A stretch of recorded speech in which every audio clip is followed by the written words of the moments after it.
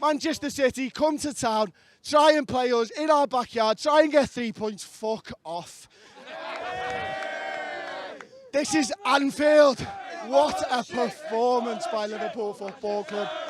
From start to finish, from Fabinho hitting that ball the way that he did, unbelievable. The second goal, Trent Alexander-Arnold, crossfield pass, Andy Robertson, great ball.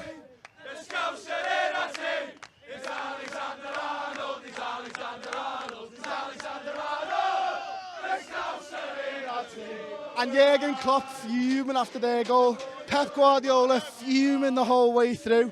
I was sat with my mate James. James was on Guardiola watch for us. It was brilliant. Every time he scored, he sat down. He didn't stand up for about 5 minutes. Just class. Champions of Europe! We are the champions! Champions of Europe! We are the champions! Champions of Europe! Fucking right we are. Fucking right we are. We shall not be moved. We shall not be moved, because the team is going to lift the Premier League. We shall not be moved. Hello everyone, welcome to the Red Men TV. Liverpool just got through to the 4th round of the FA Cup by beating the Ev with a bunch of children. We had children in the side. We literally put a team of children out. They called them play tickets. Play the shites on Sunday night, so they called them play tickets. They couldn't beat the kids. Astounding. I'll be honest, I'll level with you. I'll level with you all. I said to Chris last night, I said, I've got a sneaky feeling we might lose this one. I don't think we're going to take it too seriously. We'll rotate heavily. And then we just turned up. We were better than them in every single department tonight. In terms of, energy expended, work rate, commitment, talent, skill on the ball. James Milner, who was the captain, goes off injured. And we bring on Larouci, who's never played for us.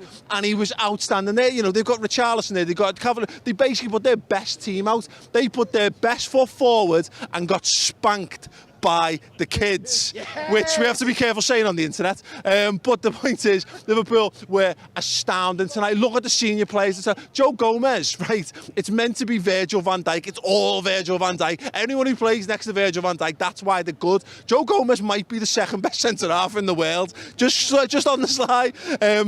Nat Phillips alongside him had a couple of little moments in there, but he sounded, where's he been? He's been on loan at Stuttgart, just come back into this game, started for the Reds and been absolutely sound. Nico Williams, Scouse kid right back, absolutely outstanding. Once again, just like he was in the Carabao Cup. The midfield, right, put a tweet out before the game saying Liverpool are starting Pedro Chirivella in a Merseyside derby, and Everton, if they lose this game, need to fold. So Farhad Moshiri, if you're watching this, just so you know, that's what you've got to do on Monday morning, is fold the football club.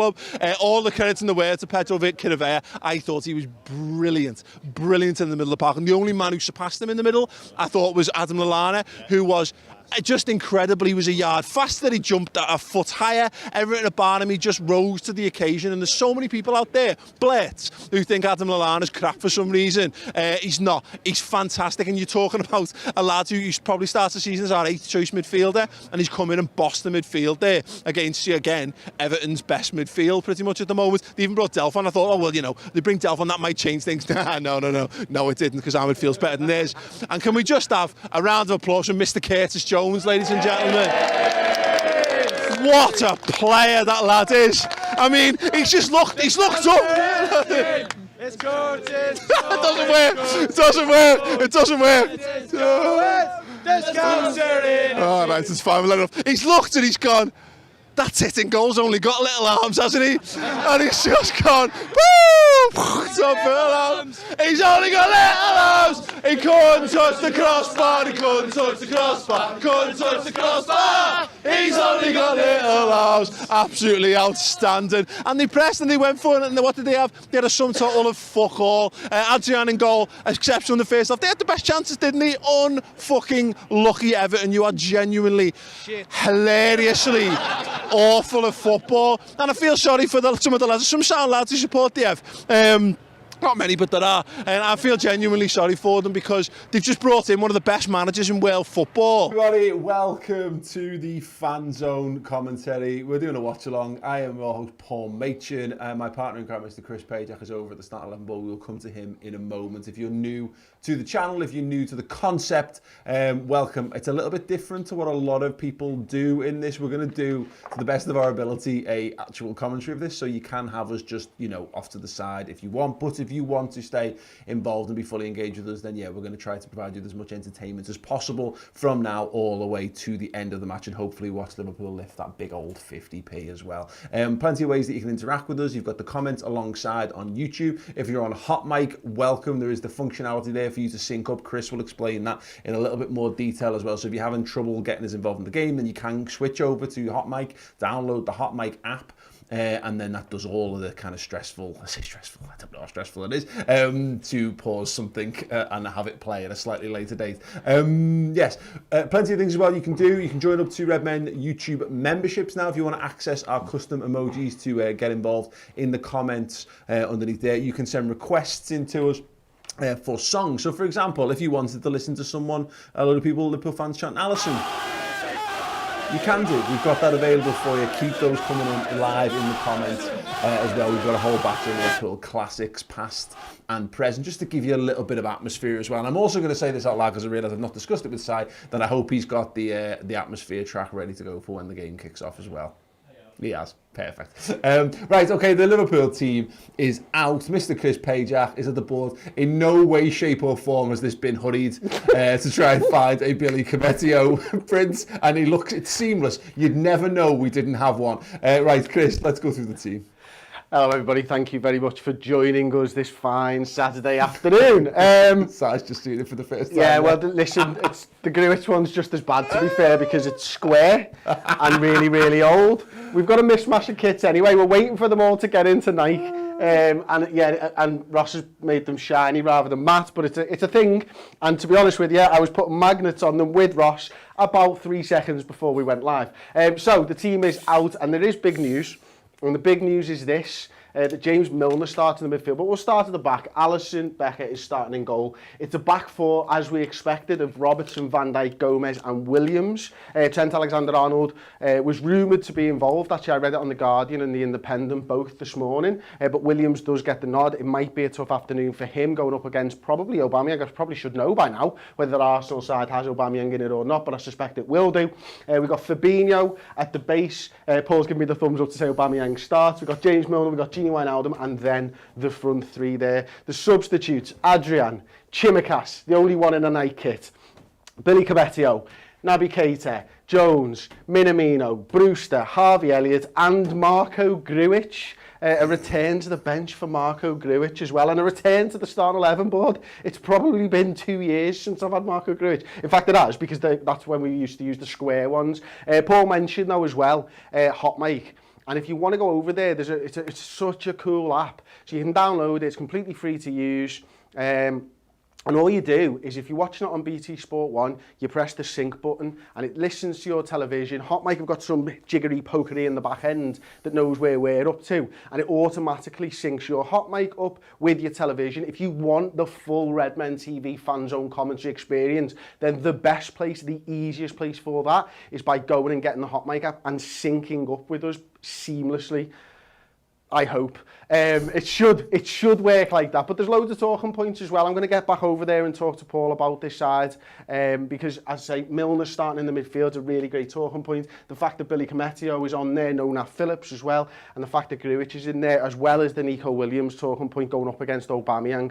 Some really great talking points. Get involved in the comment section as well. Thank you to everybody who has joined up as a Redmen TV member as well. If you want to use those custom emotes, then any tier of the membership package will give you those custom emotes to use. You can like type "you'll never walk alone" and all that type of stuff, and there's loads of little pictures. You get badges as well, so I've seen yellow badges now because people have been subscribed for a little while over on the Redmen TV YouTube, so really appreciate that, and don't forget to keep your super chats and everything else coming in. Back to Mr. Paul Machin. Yes, hello, wonderful job as ever, Chris. Yeah, there's a little video I've just filmed prior to that of Ross and Chris diving on the floor looking for sellotape and magnets to make that work, so more power to them. If we give a bit of Chris and Ross love in the comments, it'll be much appreciated for the Herculean efforts that have just gone through to make sure we actually had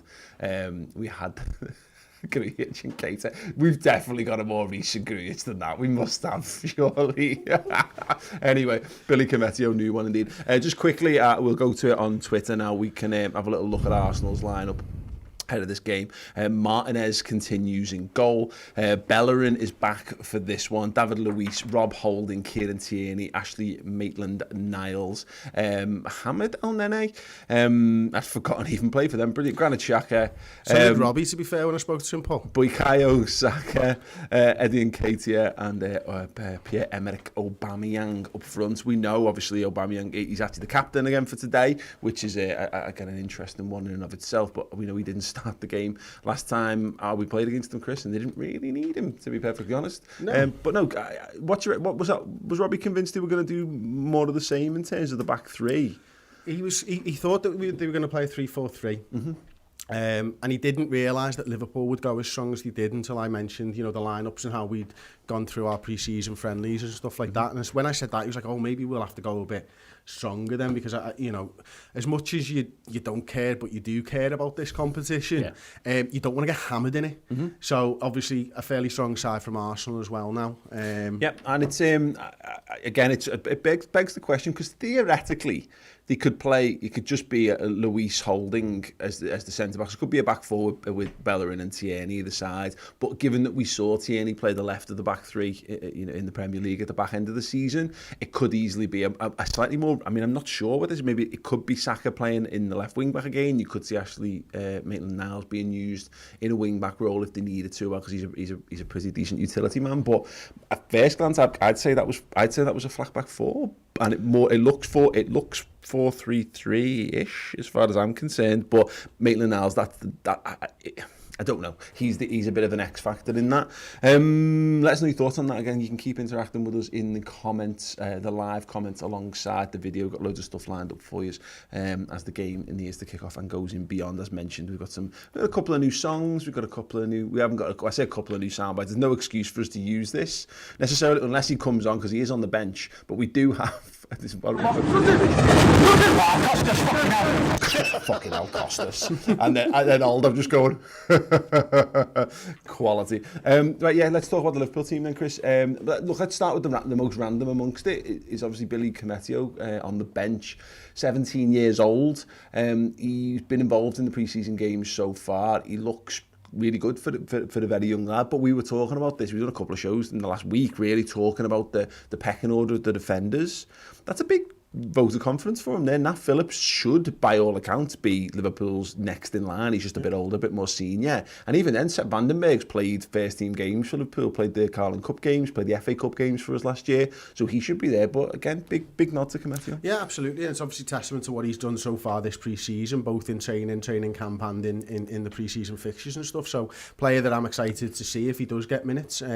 You wanna see young lads coming through, and it's because it's such a strange pre-season. It makes sense that they're in and around the squad for this game, because under normal circumstances, no matter how well he'd done, you don't fancy that he'd be anywhere near this side. But obviously injuries to Joel Matip and stuff like that as well. He's obviously doing very well, and a guy that Jürgen can put trust in. Yeah, and again, there's a value to this, isn't there? Because I don't think any of our other centre-back options are street ahead of anyone. And like Nat Phillips, you never know what you're getting from him, really. He always looks good in pre-season. He's gone and done that loan at Stuttgart. He's gotten promoted with Stuttgart. So, he's obviously playing at a reasonable level, isn't it? Second division, Bundesliga 2.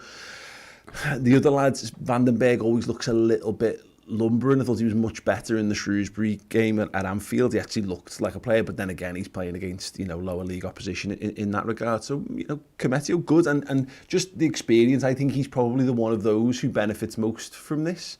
Klopp has won almost every pre-season where he looks at a young lad and goes, not like he's going to play first team games for us, but go on, I'll give him a little look. And I always think back to Ovie Ejaria playing in Tranmere, first pre-season game. We'd never heard of him, and a really tidy game. And of course, he's just been sold this summer, hasn't he? But it tells you it could go either way for him. But it's a nice boot. It's a nice nod. Yeah, and it's the experience, isn't it? Going down to Wembley as well.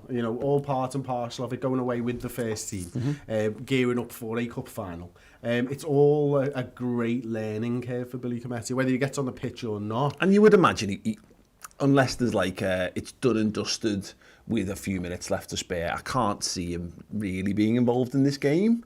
But as you said, first question, some committee was on the bench, I think it was Ross, was like, are any other centre-halves on the bench? But it was you, wasn't it? No, well, okay, well, sound. That's a nice boost. I mean, I don't think Klopp would like to put more. I mean, we've not got too many substitutes there, really, is there? No, but I mean, you just never know what's going to happen. I always think back to that FA Cup game where Lovren got injured in the first 3 minutes and Hoover's brought in and you know, that type of stuff can still happen in these types of games. Of course it can. Well, particularly because the turnaround period and the pre-season's been so short.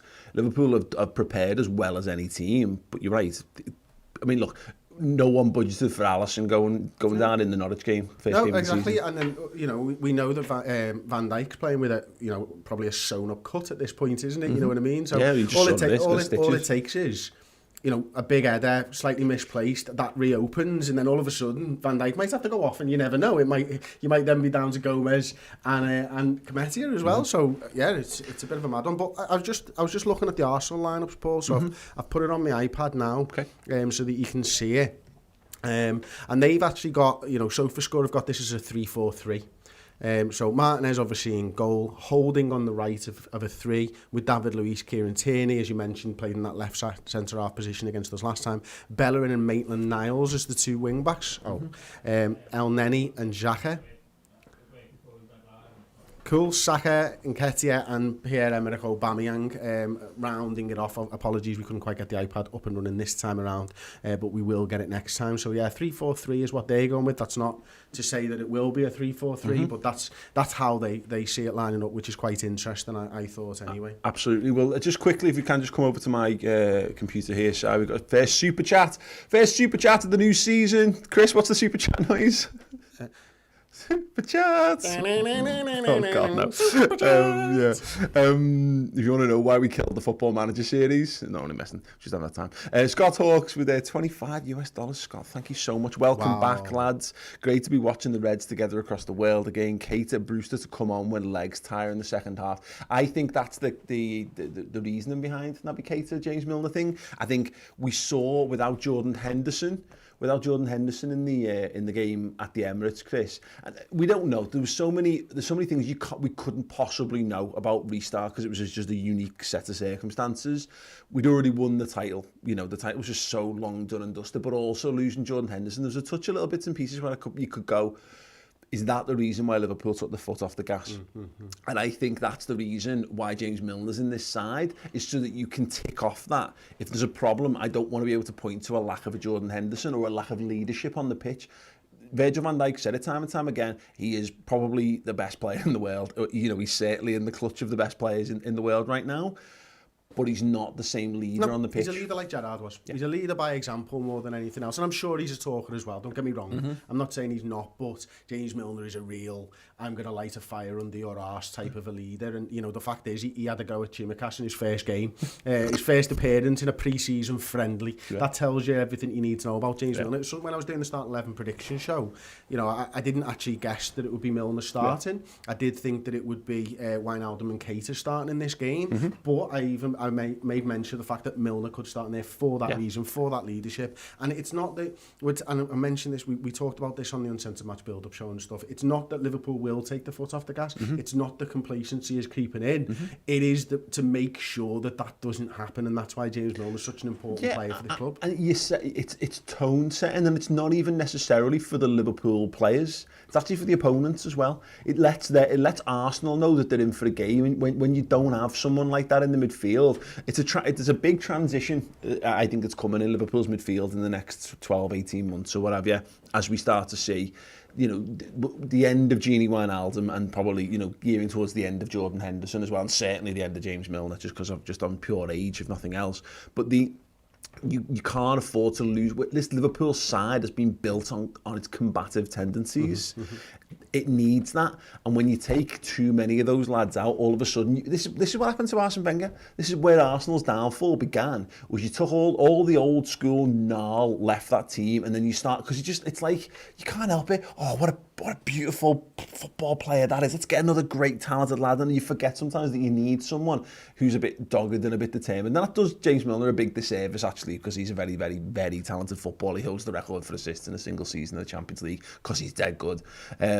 But what he performs for this side, and it just tells, you know, it reminds Wijnaldum of his role, it reminds Fabinho of his role, it reminds everyone that, you know, you fight, you go in, you battle, you fight, and that's, I think, invaluable, particularly given the timing of this game. Yeah, it will be, and look, I think everybody knows, and it's exciting to see as a fan to see James Milner in the middle of the park again, because, you know, he'll have been hoping for that this season. He'll have been hoping that he gets his opportunities in the middle of the park and he's able to showcase what he can do for this side. And, you know, he's going to be pressing, he's going to be harrying. It wouldn't surprise me if he's going to be over there actually helping out with Nico Williams on that side of the pitch. Interesting, because he's so good, isn't he?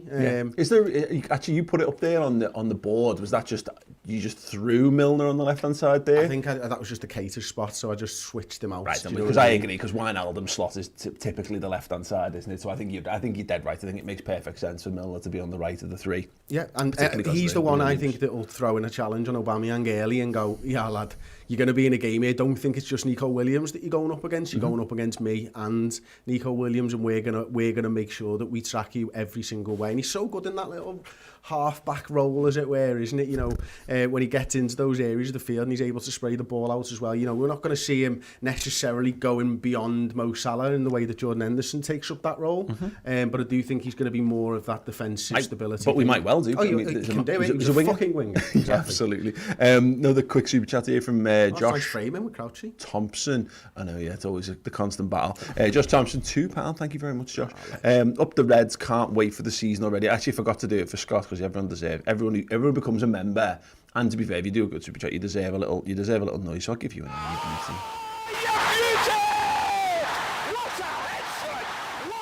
Thank you very much. Yeah, just getting back to Scott's point though, in terms of the players off the bench, I do think that's very big. What we did in this game last season, Chris, we put what we thought was like our best foot forward almost. We put a very strong team out to start the game, but then we went wholesale changes and tried to blitz Man City in the second half. And I actually think at the way that this side lined up there, particularly because Milner starts, I think two things. I don't think Klopp wants to tip his hand too soon for the season as to what his Liverpool team's going to be. I think he's still protecting Keita a little bit because he wants to make sure that he's 100% the best physically he can be for when the season starts. But I also do think there's a chance there where, whether it's half-time, whether it's 60 minutes, 70 minutes, it wouldn't shock me to see Keita, Jones and possibly Brewster. You know, the Brewster thing, I think will depend upon how the game is going and how the game's structured. It looks great with the red God, ribbons. That's ours. It looks great with the red ribbons. Holy hell, that's ours, isn't it? Yeah, sorry, they just brought the Premier League trophy out to pitch side, brilliant. But yeah, it wouldn't shock me at all, particularly in the midfield. But maybe additionally, as to Scott's point, that Brewster could be that, you know, that late on impact. Just go for it. Yeah, that's it. And his performance might tip it one way or the other, whether he stays this season. If you can come on and you can bag yourself a goal and you can do something that maybe Origi hasn't done enough of last season throughout the course of the year, then maybe that's a good enough reason. Anton Joseph with a super chat there. We're going to batter them 40 of something. Thank you very much, Anto. 40 somethings. You can have a little dancer, mate. Go ahead. Yeah, I love that clip. The Sally Little Dance is great, isn't it? And if someone wants to tell me what denomination of money that is, that'd be great. Anto, if you can help us out with that, that'd be great. Yes. Oh, Ben Pryor's in the chat. Hello, Ben. You've got that yellow badge as well. I see Luke Burns as well. Andy Davies, both got badges. Davies on the yellow badge as well. Thank you very much, gentlemen.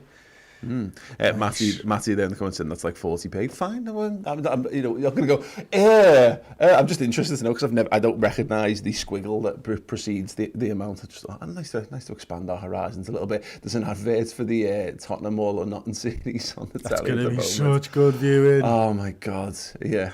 Have you watched you want to watch the NFL one, the Hard Knocks this season? But it's mad because of the COVID stuff.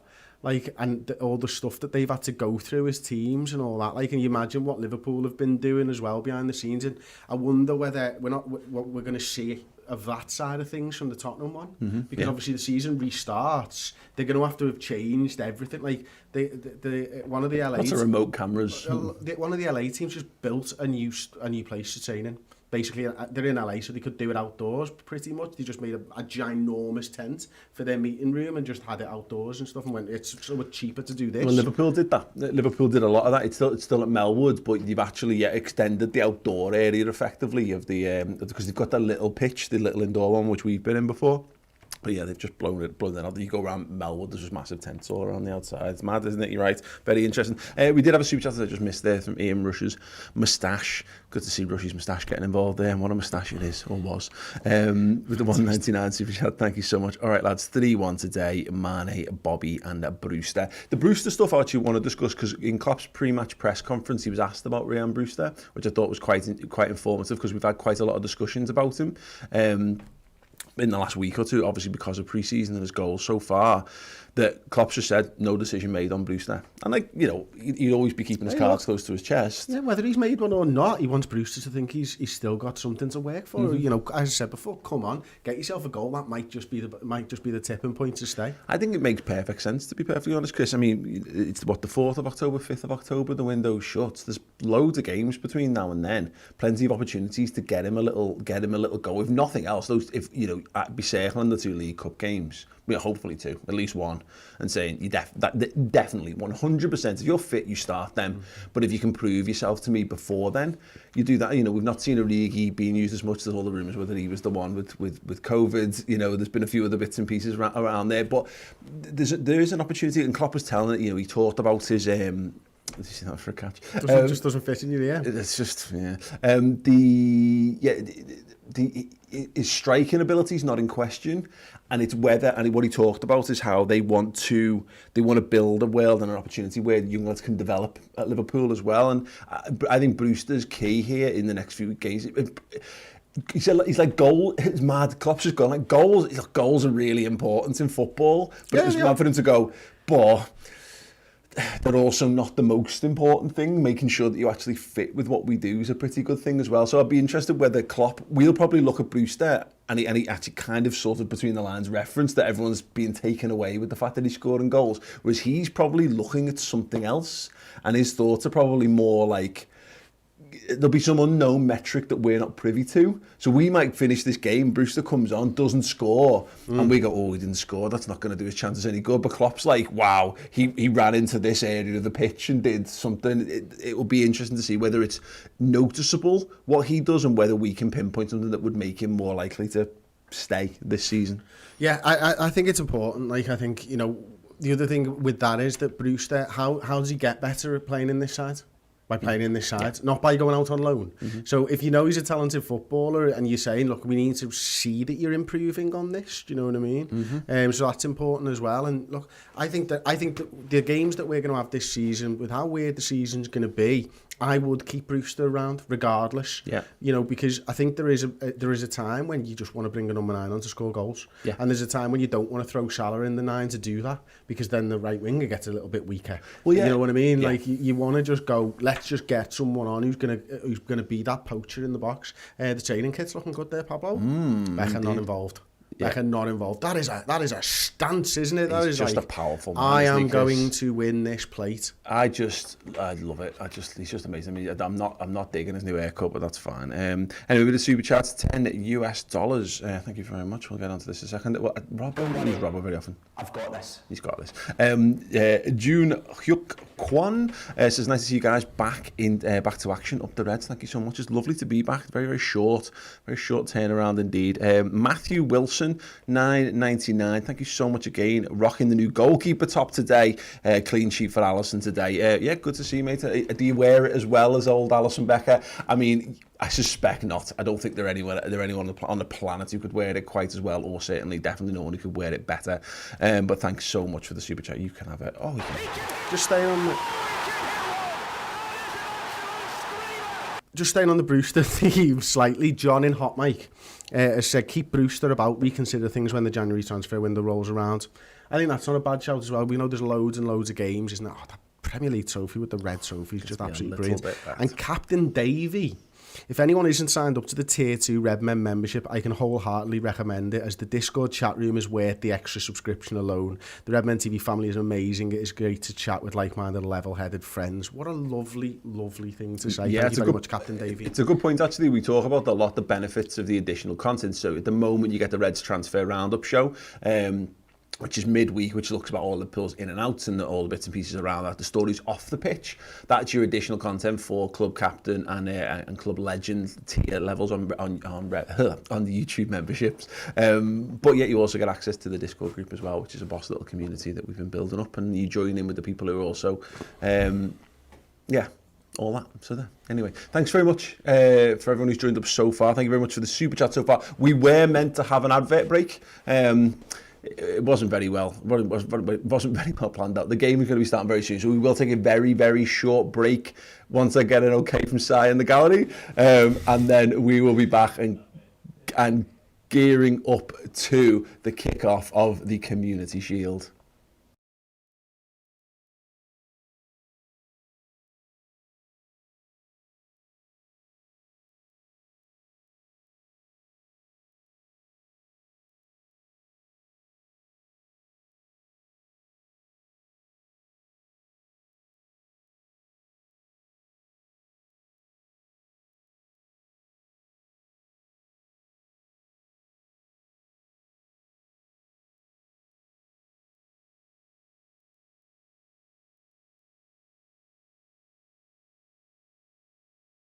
Hey, welcome back. Yes, very brief advert break indeed. You can get involved with Redmen TV merch. If you're watching live on YouTube now and you just literally scroll down, there should be the little shelf underneath there where you can peruse all of the products, including the one that I'm wearing right here, right now.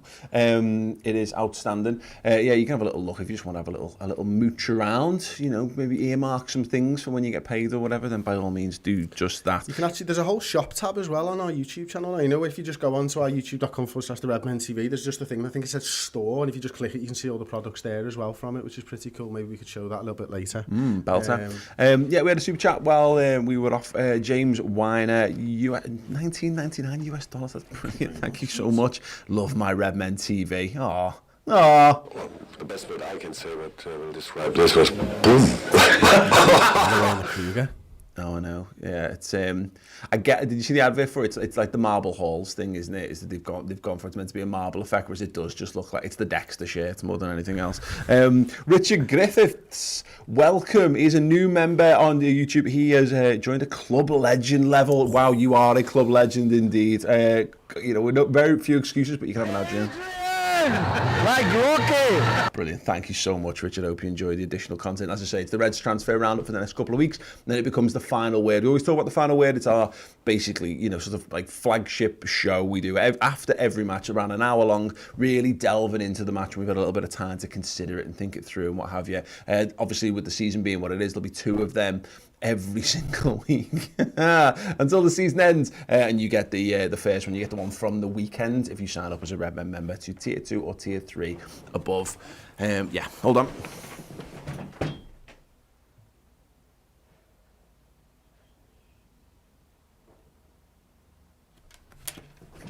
Short and sweet. Short and sweet indeed. Right, we are underway here at Wembley Stadium. The ball is boomed from the centre-half position into the left wing position. Arsenal 6s and 7s already. James Milner. Well, Milner. Battling, combative in the midfield. Exactly what we know he's there for. Sadio Mane. Liverpool looking to start boldly, start brightly here. He's still got the ball. He's taking the piss. Andy Robertson. Oh, yeah, I must admit, Chris, like I like it anyway. Go on. Go on. But yeah, I've lost my earpiece. Cut to Chris. Film for me. No, it does look really good actually. I mean, I was always a little bit thingy with the back. Yeah. Like of the collar and stuff, but I actually really like it, and it's telling, isn't it? You can tell that the lads like it, and that's probably the most important thing. Obviously, a few little rumours about that Warrior kit and how they didn't like it when it first came out, the New Balance. But Nike know how to make football kits, don't they? Whether you like the look of them or not. Is that our throw-in now? Yeah, there we go. 55 seconds played in the game. If you're having troubles syncing up on YouTube, you can download the Hot Mic app, which is HOTMIC. I think it's Inc. Am I right in saying? But yeah, search for Hot Mic. You can get it. Will be a link. We'll put it out on. I guess Ross will add it out on our Twitter as well if you want to check it there. And it has some jiggery pokery, as Chris said earlier, that will sync you up, our commentary up. With the game, so you can do that as well. But otherwise, stick around on YouTube, of course. Milner already been quite involved. You know, he's just dropped in again, played the ball out to Andy Robertson there, but he looked like he wants to set the tempo for this game, which is exactly what you said he'd do, isn't it? Yeah, he's a tempo setter. Naturally, interesting for me. lads back, fun and games. Thank you so much. Have a nabby, lad. It's gone again. Yeah, Liverpool down this right hand side. Keep your song and chant suggestions coming in the comments live. We need to get some atmosphere going, and unfortunately we've lost all the we're going to win the league stuff. Hopefully we'll be able to use it later on in the year. That'll be the first game of the season then, mate. Yeah. But yeah, for now, let's have we've got a better version of the Trent song. He's not Anyway, yes, Virgil van Dijk has the ball in his own back position. Just trying to orchestrate things there. It's going to be very interesting, the balance of this side, Chris, with obviously no Trent on the right-hand side, with Nico Williams in there. Big test for him, as we know, of course, it kind of goes without saying, but it's a test for Liverpool's system, because we are very, very reliant on Trent Alexander-Arnold. Yeah, we are, but I think Nico just slots in and just plays his own natural game. I think, you know, as much as you should worry about Pierre-Emerick Aubameyang because of the player that he is, hang on a minute, Mane. Sadio Mane on the left-hand side of the penalty area, holding up, plays inside. Little flick from Andy Robertson and cleared away just for the moment. Milner goes up and heads it out. It was interesting how high Arsenal's line was then for Mane to be in a sprint race and, you know, be able to win that ball over the top from, you know, so that's what you want to see from Arsenal, isn't it? You want them to play that high line, and we want to take advantage of that. And then Robertson backing him up there, brilliant. Back onto the Nico Williams stuff. Make Aubameyang worry about you as well. Yeah. You can't just stand there and hope that he doesn't have a good game, or hope that you can stop him every single time. Best way to stop a forward flying forwards is by making sure that they have to track back, tire them out if you can do. So Nico Williams should be able to do that by attacking Aubameyang, which I'd like to see, to be honest with you, mate. Yeah, again, I'm sure, and they're focusing him on screen right now, which is fair, because he is the big... I mean, we were talking about Milner being a big talking point, and it's only because we knew Nico Williams was going to start this, because Trent's obviously not fit. They reckon, you know, he's in the England squad, isn't he? So he should be back in time for the start of the season. But he will be. I'm sure they'll have been talking a lot about Nico Williams, because this is a big test. Got his first international call up. He looked very, very bright in the start. He's pressing in Aubameyang there. We were wrong on the Milner thing. Milner has actually started over on that left-hand side by the looks of things as well. As Robbo breaks down that left-hand side now, winning the ball back. Andy Robertson then looks up Mohamed Salah. There you go, what ball! Oh, you fucking hell! Anyway, Dynamite commentary as ever. What was that, Aldo? Fucking hell. Goes for the deep ball. Andy Robertson just doesn't quite get enough on it, but the idea was there. And this is the one thing Arsenal will have to face if they're playing three at the back. It's how does Kieran Tierney get sucked in a little bit more than he would naturally like, and maybe just an opportunity there for Salah just to play a little bit wider off his shoulder, but more in a right wing position. Yeah, he was good there actually against Salah last time out. So you know you'd hope Salah can get a little bit of space there, get a little bit of a run in behind and stuff. But that was good play. Robbo winning the ball back, Salah making sure that he was out of Tierney's eye line, and then in the end, quite good defending from Tierney, making sure that the ball doesn't get through to Mohamed Salah as Liverpool pass it around the back. Absolutely. We've got a new song for you. It's not a new one to us, but the new one to the show. Back in Dave Milner, they're doing some work in the left back position. It seems being too casual. We saw that happen to our detriment at the Emirates the back end of last season, of course, but Fabinho getting a touch there. Milner still in that left back position, swings it down the line. Andy Robertson keeps it in play, bobbles around. Fabinho feeds it forward to Mane. Mane, he's been so bright so far in this game. Telling, of course, Mane missed this game last season because he was still on his holiday after playing in the African Cup of Nations. So, you know, it's another one that he will have... I'm sure he'll have been watching this game last season, Chris, and gutted that extra gutted because he couldn't be involved. Yeah, such a brave ball there from Robertson. Now a nice little flick through from Firmino to Wijnaldum as Liverpool on the attack. Liverpool get the free kick. David Luiz giving him a yellow card because he'll definitely get a red. Yeah, absolutely. Mane just loves winning trophies and plates and all kinds of things, doesn't he? And you know, he's really bright first 5 minutes from Mane, which is obviously a good thing. No Trent Alexander-Arnold to take the free kick, so it looks like James Milner, Andy Robertson are the two lads maybe over that. I had to put money on it. Robbo.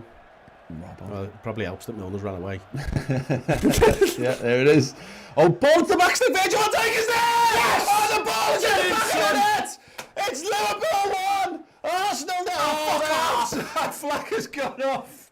Your fucking job's worth. Oh, no. I mean, he stood in an offside position. He stood in an offside position. He still stood in an offside position. It's goal disallowed, and rightly so. Oh, such a shame. Bobby could have finished that as well. Yeah, a little moment there from Liverpool. Interesting ball. I mean, again, in those situations, it's well defended from Arsenal. They've kept the line, and Liverpool have fallen foul of it. Yeah, it's a little bit annoying when you do that. I think when you are that man who is stood offside, get yourself onside. You know what I mean? It's fucking just dead simple. That's genius. Why didn't we think of that? Yeah, brilliant. Right, so, Si, would you just turn me and Chris's mics down slightly? Just in my ear, if you don't mind, mate. Keep the other stuff the same if you can, please. Go on. I think just bobbling round here on the... in the I wonder if the pitch is going to be all right, because obviously the Women's Community Shield was on before this, wasn't it? So yeah. Absolutely, going to be very interesting indeed. Arsenal looking to the same. Virgil van Dijk battling there. He's just absolutely had him on toast. Fantastic. Bye, Eddie. Yeah. Andy Robertson got this again in the left back position, as you'd expect. Fabinho turned. Ball by Robbo. It's going to have to be. Yeah, thanks, Si. Yeah, back to Liverpool just stroking it around in the game. Milner dropping very deep to pick the ball up. That's quite. It's a bit. He's quarterbacking this from not quite, because he was in the left back position, but that's actually a really interesting tactic. I don't know what to think. It's a position that he knows well, so he can stand there. But that frees Robertson to go up and attack down that left hand side, doesn't it? And it's a position that when he played midfield for us, that's what he tended to do, and it gave Robertson that little bit more freedom. James probably hasn't got the legs to be doing it all game, going bombing forwards all the time, has he? Even though he is so fit. But Robbo's more dangerous, so make sure you can engineer a situation where you can get Robbo further forward. It is very unusual, though, isn't it? I mean, Liverpool. I tied it really nicely there. Joe Gomez just stepping in to snuff out any danger. Robertson now has it back again deep on the left-hand side. Goes long and hard down the pitch. Bobby Firmino can't win that one. It is David Luiz who comes out on top. It's actually the go back to the Milner thing. It's what Toni Kroos used to do for Real Madrid. It's playing in that sort of quarterbacking from that area of the field, because if you start picking the ball up in those areas, who's coming to you, who's pressing you out there, you know what I mean? And if you've got a good ball and you can get the game started from there, it's really difficult to pick up. Yeah, very interesting indeed. Right, we're going to have a little song. Let's have Andy Robertson there. It does look like they've put the fucking collar on backwards, doesn't it? You know what I mean? Yeah, it does. It's the one piece of stupid design work on the whole thing. But anyway, Andy Robertson's got the ball. It's about halfway into the Arsenal half on the left-hand side, looking for a runner, looking for someone in an ounce of space there. Mohamed Salah's coming in a little bit deeper, a little bit more centrally. Is he going to be the target? No, he goes short. That was suspect. No. Big kick and out for Arsenal throwing somehow exactly on the opposite side of the pitch to where we took that just mere moments ago. As they go through another little replay of the offside decision. I think we all saw that with the naked eye, as it were. But good to know they did at least give it the old VAR try. But you can see just rocking the eye stitches because he's just so hard. I mean, he could have gone for a full big bandage headband there, because it's got an iconic quality to it. But no, he's obviously decided to just rock the stitches, and if they come loose, he'll deal with it. Liverpool knocking the ball around the back once again, as we do, as we're wanting to. Virgil with a big, long, straight shit ball right over the top and straight to the hands of Martinez. It's interesting that Leno's back fit, Chris, and they've stuck with Martinez. I mean, I thought he was good. He looked good in restart, but obviously Leno's meant to be, I'm sure I've seen Arsenal fans saying he's like the third best goalkeeper in the league, which is nonsense. But I'm also not sure who is by the same notion. Henderson, maybe? Yeah, actually, pretty decent shout. But yeah, they stuck with him. I don't think Leno's that good, to be honest with you. But he suits this style of play, doesn't he? And I've probably not watched enough of Martinez really to suggest whether he does or doesn't. Mm-hmm. With Arteta's style of play, he wants to play out from the back and stuff like that. And Leno does suit that really well. Yes. It's just whether he's a good goalkeeper. Yeah, definitely. Milner again in this left back position. Just in terms of a tactical tweak or what have you.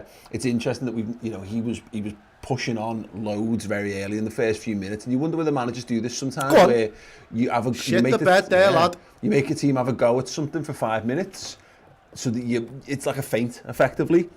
And whether this is something we'll just see for this role. Anyway, thrown for Liverpool deep on the right hand side. Ball is into feet there to Mohamed Salah. Nico Williams. No, it's terrible. Header from James Milner, as we were saying it. Done better. There you go, James Milner. Up in an advanced roll, the ball falls to him, bang, dead centre. It's a really nice run. He runs off Saka, isn't it? and he starts centrally and runs wide to the left so that he can attack it. And just doesn't get over it, unfortunately. Really big chance that for Liverpool. Should have done better, and that all came about from us pressing David Luiz and him putting it out. And looks like they're trying again. They're going to stick. They're going to stick out the passing. I must admit, one of the things I remember from the game at the Emirates was us watching with intent how Arsenal were going to play out from the back. Anyway, Aubameyang, sorry, from the left hand side. Oh, that is a hell of a goal. Yeah. That is a strike and a half. Yeah. Wonderful finish from Pierre-Emerick Aubameyang, cutting in, that's easy for me to say, cutting in on his right foot. The Phil Coutinho roll, as it were, and slamming it in. Come on, read that one. You know what I mean? That just, I think Nico just gave him a little bit too much space, to be honest. Now he has to drop inside. That's part of his job. He has to come more central. You have to run that risk of Aubameyang getting the ball, but the ball to him is brilliant, and he's just not able to catch up in time, and that's it. He doesn't. Oh my God, what a finish! He doesn't even need to go past him. He just creates that little yard of space for himself, and you know that he can finish from there. He's been doing it his entire career. I think that obviously Nico Williams is the guy over on that side. It's a good goal. Of course, it's Paul. You take it back. They played out from the back there.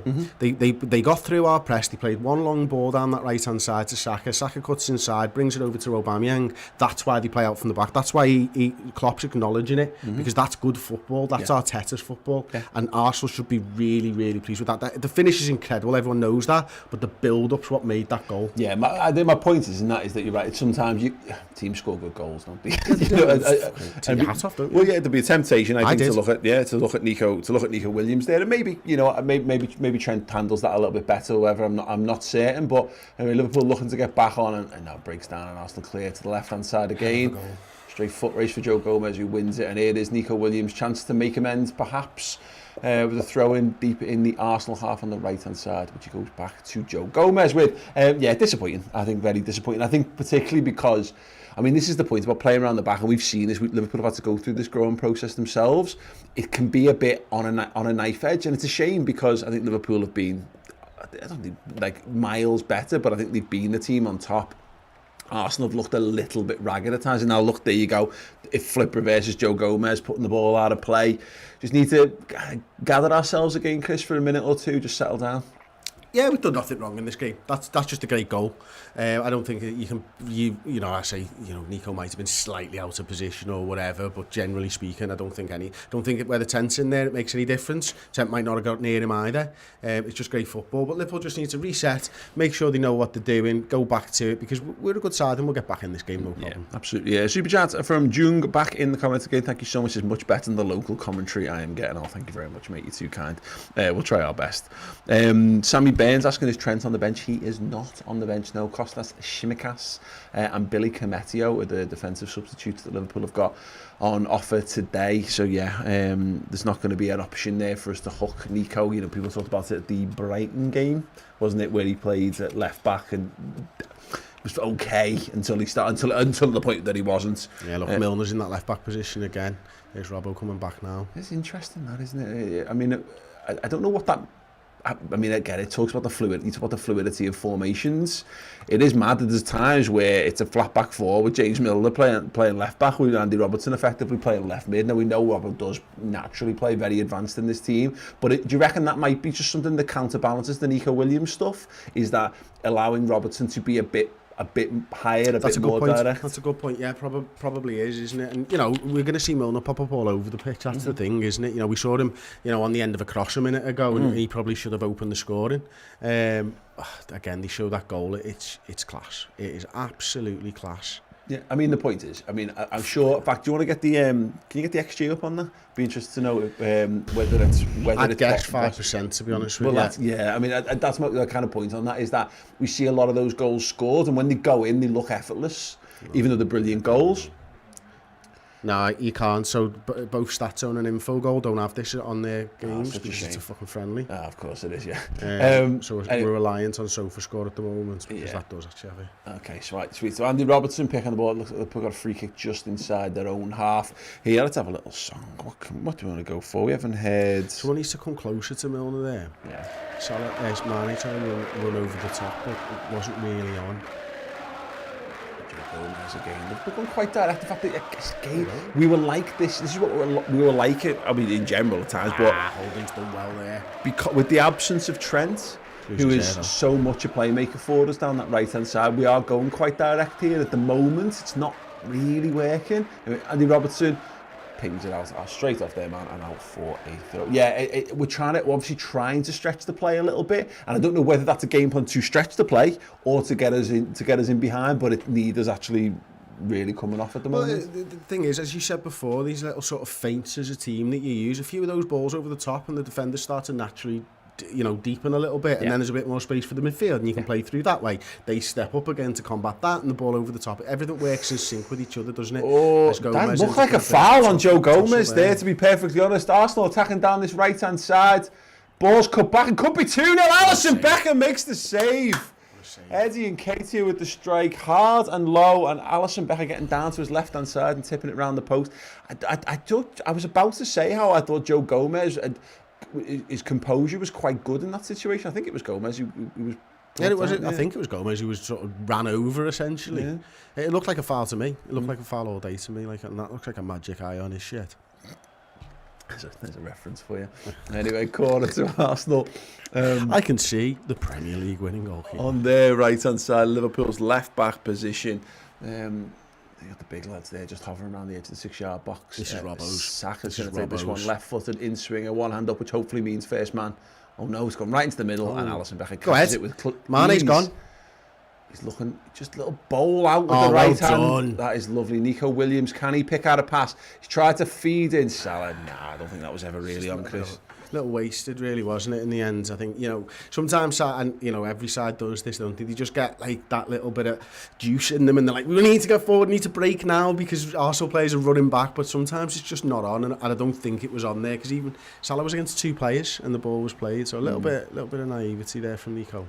Yeah, if it's Trent, you see it off, and your job is there, get that ball there, and that'll be part of the instruction to playing that. If you get the ball in a counter-attacking situation, play that ball in down the line as early as you possibly can. But again, Arsenal will know that. Arteta's a very, very clued up manager, and I'm sure that was very well scouted in that regard. And again, it kind of is what it is anyway. Virgil van Dijk picking the ball up. Let's have a little. Let's have a little Mo Salah. It's interesting, actually. The last few minutes have gone a little bit more down there right-hand side. This is it. Bobby Firmino, Mane's waiting for Robbo, I think. Yeah, didn't quite arrive. Gini Wijnaldum. That's Mohamed Salah. Mohamed Salah looks a little flick around. It's not worked out, and it's going to be a goal kick to Arsenal. Yeah, we've attacked. We had the ball on the right-hand side a little bit more the last minute or two, and a couple of things. Obviously, I think there's just a case in which get Nico on the ball, get him himself calmed down a little bit more, so once he gets back into the flow of the game, takes the goal off his mind, and he can get back to playing his footy rather than dwelling on it too much. But also, I think we started down the left-hand side predominantly, and it probably makes sense for us just to have a little 5-10 minutes where you switch things over, just probe, just test, just try some different things. Yeah, I think that's all part and parcel of football, isn't it? I don't know whether, it's something that we think, let's do 10 here, let's do 10 there. More likely, is the space there? Yes, there is right now. Okay, well, we'll go there then. Because it's pointless playing into an area where they are. Oh, it's poor touch there from Aubameyang, isn't it? Wonderful touch. He's gone down the left-hand side, Kieran Tierney's up high. In fact, have we established whether they are playing 3 at the back? I've not paid attention to it. Yeah, they are, I think. But in that case, Kieran Tierney flying. David Luiz look for that ball over the top. Yeah, it's a very good pass indeed. The ball high it into the middle, and Alisson Becker claims it. And is anyone on this time? I know. No, it's going to take a moment, and it's going to go to. To be honest, I'd like to see us play out again. I think we did it a couple of times just before there, playing through Fabinho. It's about Fabinho making himself available for a pass, because we're not seeing. Look where Milner is now. Yeah. We want to try and feed Milner and Gini Wijnaldum and stuff, but I think Fabinho's got to get himself a little bit of space really first to be able to play through them. Yeah, it's interesting. The Milner stuff I think is going to be interesting in the next five minutes or so, and just see where he crops up, whether he does persist with that sort of quarterbacking in the left Well, back. if he's over there, it should free up space for Robbo. You Yeah. know what I mean? And that's the way it should work. But, you know, he's centre forward now, Milner. Yeah, there you go. Look at him in the 10 now. There. Bobby Firmino, who's playing centre mid for some reason. Over to Nico Williams. He's inside the box corner of the area. Goes to his left foot. He's gone for the shot. Go on, shot Jimmy. to Milner. Oh, it's blocked as well. And all It the way had back. form of the Gerrard West Ham volley, that, didn't it? Yeah, except dead close. Comparative Milner's in the box again. Flick over the top and cleared away. Interesting though. Liverpool just look like they're starting to shift up through the gears a touch. Probably the most exciting we've been. Really. We were saying literally just a minute earlier, you know, we need to feed Milner when he's into those areas. Milner gets the ball twice in those areas and stuff starts to happen. So he's been a bit of an X factor for us so far, isn't he? Very hard to kind of peg what his overall role is because, you know, as we said, started the first 5, very advanced, spent the middle period, you know, probably the next 15, you know, 10 certainly after that, playing a lot of left back, and now he's pushing on. I think we need that, to be honest, Chris, because just to get a better grip at the midfield, because at the minute, you know, you're talking Fabinho. Oh, this is very nice as well. And here he is again, tries to play the reverse ball. He's going to drop to Milner again. Oh, this committed. is much better though now because, you know, not only is Milner attacking that space, but Bobby's dropping into it and we're finding a little bit of room in between their lines last couple of minutes. So we need to keep this up, obviously. Now Wijnaldum seems to have taken that space. Milner maybe over on that right-hand side, is he now? He could, yeah, I think he's right. Yeah, he's playing right back at the moment. Yeah. And Go ahead. Robertson, yeah, why not? Dutch football. Yeah, total football. Virgil van Dijk back to Andy Robertson, who's inside about the midway point in the Arsenal half, and he's miscontrolled that. What a tit! I know. I bet he'll be glad Milner's on the other side of the fucking pitch after that. Won't he, like, you know what I mean? Fucking hell, Robbo! Yeah, absolutely. Yeah, as we see once again the Aubameyang goal, and what a good goal it was. Fair play to him. Hats off. Yeah, and doing the Black Panther celebration. I don't know. It's not something we covered particularly on here, but like I was gutted hearing about Chadwick Boseman. Really good actor. Aubameyang famously did the celebration, didn't he, last season as well? Like, yeah, absolutely. There you go, Milner. That's how you do that. Yeah, a little free kick. Give away a free kick. Let them know you're there. Jack Furlong in the hot mic, sorry, Paul. Does feel a little bit like we're lacking creativity in midfield. I wonder if Naby or Curtis could change that in the second half. Maybe he typed that before Milner and started to get involved, because I think he would have been right 5 minutes ago now, and now you've seen a little bit from them. Also, bear in mind, this is no dig on you. That's everyone's answer to everything at all times. When we're not winning, it's always a lack of creativity in midfield, but creativity can be in several ways. It's just bravery, I think, and I think the at the moment they're handling our front three quite well. We're not getting Robbo in on the overlap, so they're handling that quite well. Nico Williams is not Trent, so we're not being quite as threatening down the right-hand side in the same way. Gini Wijnaldum's giving away the ball in the middle of the pitch, which doesn't help. Yeah, absolutely. Oh, great Gomez play. has done well, and he's been fouled, and doubtless... They've actually given the free kick. Wow, fantastic. That was great covering defending again there by Joe Gomez. But Wijnaldum, that's really poor from Wijnaldum. It's just... his body wasn't in the right place to be able to play that pass, and he's tried to rush it, and he shouldn't have, basically.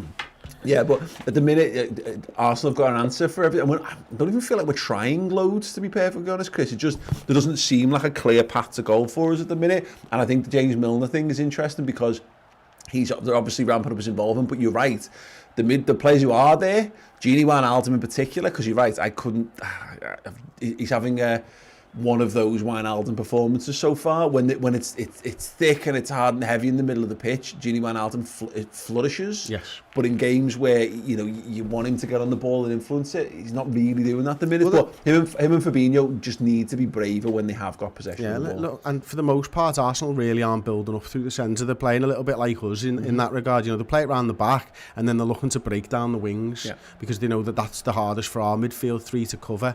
Nico Williams does really well. His pocket's picked, unfortunately, by Aubameyang. Yeah, that's poor from him. Just doesn't get a shout or just gets a little bit lost in the moment or what have you. But no. And Arsenal have a free kick. Yeah, not going great for the Reds so far. Let's be honest. But what we can do is we can have a song, and then we'll feel a little bit better about our lives. Yeah, shame for Fabinho. I wouldn't say that it's mad because it's hard to see anyone's having a stinker, but I just don't. Yeah, it's just the overall system just doesn't seem to be working at the moment. I'd say just have patience at the moment, Paul. Yeah. You know, we're 25 minutes in. This is our third pre-season friendly. You know what I mean? I see people in the comments saying Liverpool are the worst champions ever. The season hasn't fucking started. You know what I mean? It's good to see Arsenal fans. We're 25 minutes into our third pre-season friendly. Yeah, absolutely. And you know, fair play, Arsenal are 25 minutes into their second, but world-class player doing a world-class thing is the difference between the two sides at the moment. And you're look, dead right. Salah, for me, is the player who hasn't really been involved, you know, just as much as Wijnaldum. I think, whereas Aubameyang has been involved for them, and it's 1-0. Well, exactly, yeah, I think that there's another opportunity once again. They're trying the same thing. Oh, it's gone over the bar. Eddie? Yeah, Eddie and Kate, yeah. And he gobbed on himself as well. That's unfortunate. At least it wasn't a bird. Yeah. Did you see the other camera angle come out like last year or the year before of Ashley Young, and it was just his own spit? He claimed that, didn't he? Yeah, but they've had that camera angle for 10 years and kept it buried, and then brought it out like last year. Finally proves the point. Like absolute bastards. Yeah, great. Yeah, I think you're right. I think there's a temptation to be like. If this was still 0-0, which of course it's not, so you can't say that, but you'd still be feeling like Liverpool were probably largely on. Well, Arsenal have gotten to a few more promising positions, I think, which is fair to say. Which is, again, they're a good team. There's two teams in this game. Looks like we're freeing up space for Robbo here. Yeah, but we are. It's a very good goal. Sneaking around the back. But Liverpool haven't crafted an opportunity, and it's not, again, as you were trying to say before, in terms of the XG, that's not a clear-cut opportunity. And this really what Aubameyang's done. It's an opportunist's goal. It's a world-class goal. It's the Eddie Nketiah one where Alisson saves low. Yeah. That's great play as well, because that's a good chance in front of the sticks, isn't it? As Mane now crosses the ball. But the only thing, the closest we've come to chances is block stuff in and around the box, which is never likely to go in. Let's not forget Milner's header, and that's a good chance. Probably more XG better. If we're talking about that, much better than probably Aubameyang's there. So that's a good opportunity. Obviously, you can't count Van Dijk because it was offside. But again, there's a time and a place for getting wound up. 28 minutes into a pre-season friendly is not that place for me. Definitely. You know what I mean? As Fabinho purchases a free kick off the referee there. Yeah, absolutely. Yeah. And I genuinely forgot on that. Klopp is becoming a fraud, says Montana King. It's not fun. Listen, Chris, it's not fun to mock the afflicted. We'll just leave those people.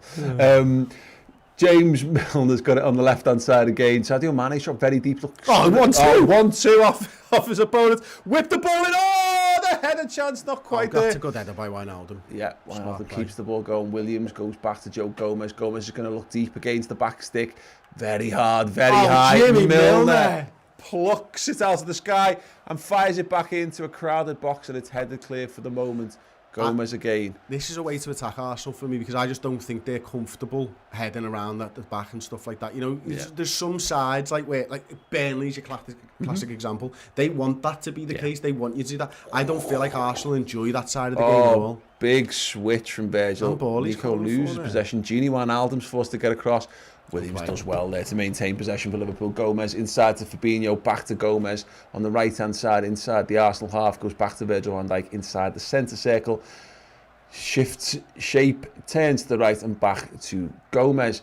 But you can see this, we're going to have to start playing these balls, and it was a good ball. It's a brave Matip-esque ball into Bobby's feet, isn't it? And now we've freed up that space for Robbo. Forced to go back, and again, just building again, not forcing it, which is again, is good. I mean, I guess part of us would like to see us force a thing or two, but if you're going to give the ball away, then there's absolutely no point in doing that. It's the fine balance, isn't it? That when you're in the flow, you make these decisions a bit more sharpish, I guess. But anyway, Mane left-hand side, feet of Firmino. He's got it, but he's been pulled back, referee! The ball's across the face of the area. It goes all the way across. I do wonder whether VAR will look at that.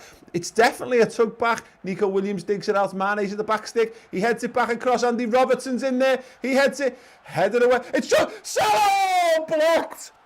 Fabinho fighting. This is it, though. This is what I was saying. They don't look comfortable having to defend this way, do they? And, Mane, I think as he goes down when the tug happens, we get the penalty there, but it kind of already gone past him, hadn't he? Yeah. And then he's like, shit. Yeah, he does. I better go down. He's getting better at when to go down and when not to go down. That's a great touch. It's surely out. Yeah, it's pulled back there. Lovely. Just take a little break in play for a moment there. You see this, the ball fed in. Firmino, wonderful back heel 1-2. I don't know, Chris, they're showing it again. I mean, I get what you're saying, but he's kind of past them, isn't he? Yeah. It's like, it's a tug on the hand. Yeah. But defenders are very clever and they know what they can and can't get away with, and I think he's got away with one there. I wonder if Robertson's not there. Is it a bit more obvious and a bit more blatant? What is it? You can read that as a pass to Robertson that's completed as opposed to a pass to Mane that's hampered. Anyway, encouraging signs for Liverpool. They've been a little bit better this last 5 minutes. Milner's got it inside their half on the right hand side again. He's literally, you called it before. He's played at every position in the field already. It's only half an hour in. Virgil sends it to the left-hand touchline. Robertson very, very high here. Liverpool look to profit off the second ball. Don't. The mad thing with Milner is, isn't it? He says he wants to play central. He doesn't. He never does. Yeah. Even when he lines up central, he's just. But maybe that's what he wants. He just wants that free roll, doesn't he? You know what I mean? And he's so much more creative than you give him credit for. I mean, he was just in between Gomez and Van Dijk 2 seconds ago, Paul, and now he's over there trying to help out as Tierney takes it down the left-hand side. There's a chance again for Arsenal. The ball's played into the box. Oh, well tidied up there. They Arsene Wenger the shit out of that. Yeah, they did. Wanked it to death. Liverpool turn it around. Mohamed Salah looking to stretch, looking to get involved in the game. Bored, you know what I mean? Like he's trying to get involved in the game. Yeah, Sadio was good. I mean, it was interesting that he was playing came quite central in the first pre-season game against Stuttgart. He is again looking to feed through Mane. It's just behind him. He's forced to regather himself on this left wing, very high. He's going to look for a little bit of support, and he's giving the ball away. That is be letting that slow coach fucking pick your pockets. I tell you what, Rob Holding looks like he's had a tough paper round, doesn't he? I'm sure he's aged tremendously. Honestly, like me and him are going the same way with our hair, unfortunately. And he'll be bald in 5 years. Rob Holding, anyway, has it again. The balding Rob Holding plays it into the midfield. El Nene goes back to David Luiz and back to Holding again. It's an opportunity for Liverpool to press, but having seen how well they reacted to us pressing, do you reckon there's a touch of reticence there in the Liverpool side? They didn't go all out to close them down quite in the same ways they did in the build-up to their goal. No, they take, you know, they've obviously got things that they look for. Now at this point where it's slow and it's deliberate, it's not the time. But as you see, Wijnaldum coming out from the midfield to press El Neni, is it? Mm-hmm. And now might be the time because it's back with the goalkeeper. It's just everyone get that little bit closer. Yeah. There you go. And then this is what they're looking for. But again, they build up down the wide areas, don't they? They avoid the midfield and. Look, Liverpool win the ball back. There you go. Just waiting for that right time, waiting for that thing that they're looking for. And you know, probably David Luiz's feet isn't the time to press, but when it gets back to the goalkeeper, everyone get a little closer to the man. Just for the uninitiated, as Robertson's got the throw on the left hand side, you're talking about pressing triggers there. There's things that they've been coached to say when this happens, when A happens, it triggers B effectively. One of the most simple ones is a centre-back who's not good on the ball receives it to his wrong foot, press. Yeah. You know what I mean? Yeah. It's one of the things that Liverpool do really well. And, you know, a bouncing ball, press, because it's hard to control. You know, these are the things that Liverpool are coached into. When it's played to David Luiz's right foot along the floor, a 5-yard pass, probably not a good time because he's not going to mess up there. Yeah, absolutely. Okay, Virgil van Dijk plays it over to this right-hand side and back to Alisson Becker. Again, very encouraging for Liverpool in the last few minutes, certainly, just to give us a little bit of just get bums off seats, as it were. Not that you really will do, because we're all sat at home watching it on the telly, of course. But Fabinho and Gomez just knocking it round, and what we want to see from this, and we talked about it pre-match. Liverpool have got options, good options to switch the play. Keep it in. Has he kept that in play? Yeah. He has kept it in play. Mane to the left-hand side, ball across the box. It's just about cut out. He's going to have another bite of the cherry. James Milner on the edge. He's turned his man. Said like cream there. Robertson, great ball! Oh, Salah just can't get a toe on the end. And it goes all the way out to the far-hand side and an Arsenal throw-in. But again, Chris, speaking about this, it's getting Liverpool's influence in this game is growing by the minute. Absolutely, and you know, we're working them in every which way now, aren't we? We're going right, we're going left, we're attacking centrally. Milner's popping up places again. We'll see a little bit more out of Gini Wijnaldum, but Milner's having an effect on this game, and Bobby Firmino started dropping in and looking for the ball as well. Great cross from Robertson. Absolutely brilliant. Absolutely fantastic, but yes, Short your collar out. Doesn't quite work out for them. Salah, I mean, we're awaiting all the old Samson cutting his hair lines when he doesn't score for us. It'd be nice for him just to bag a goal. It'd be great and spare us the boredom of having to go through that conversation. Oh, wonderful piece of skill down this right hand side. Great cross the back stick. Oh, it's just about headed clear. Sadio Mane picks it up. We're scoring in 5. Deep on the left hand side again. Ball into feet. Salah, Robertson. Into James Milner again. He's been central to most of the good things we've done. Joe Gomez has a swinger with his left foot. He's taken on the Lovren roll with a plum there. What's he doing? Yeah, he's having a shot with his left foot. Why? Because he's a tit. Don't do that again, Joe. Oh, fair play to him. I mean, this is a good point actually for anyone who's been like, well, no, just have a go, just do something. That's what happens when you just do something on a football field. You end up with centre halves shooting with their wrong foot. So no, indeed. See Costas Simicast there, just on a little chill. Callum says Gomez. Oh, he's nearly had a Karius moment there, not the real Karius moment. I mean, the one where he passes it out. Callum on YouTube comments says Gomez, who hasn't ever scored, trying to be prime Gerrard there, for fuck's sakes. With his wrong foot. Yeah, oh my God. He has scored, hasn't he, Gomez? I don't know. I think he has scored. He didn't score last season. I'm saying that. You might be absolutely right. If someone wants to correct us in the comments, please feel free to. I like knowing new things. But yeah, here we go. Again, it's encouraging. You're seeing Nico Williams is getting back into the game again.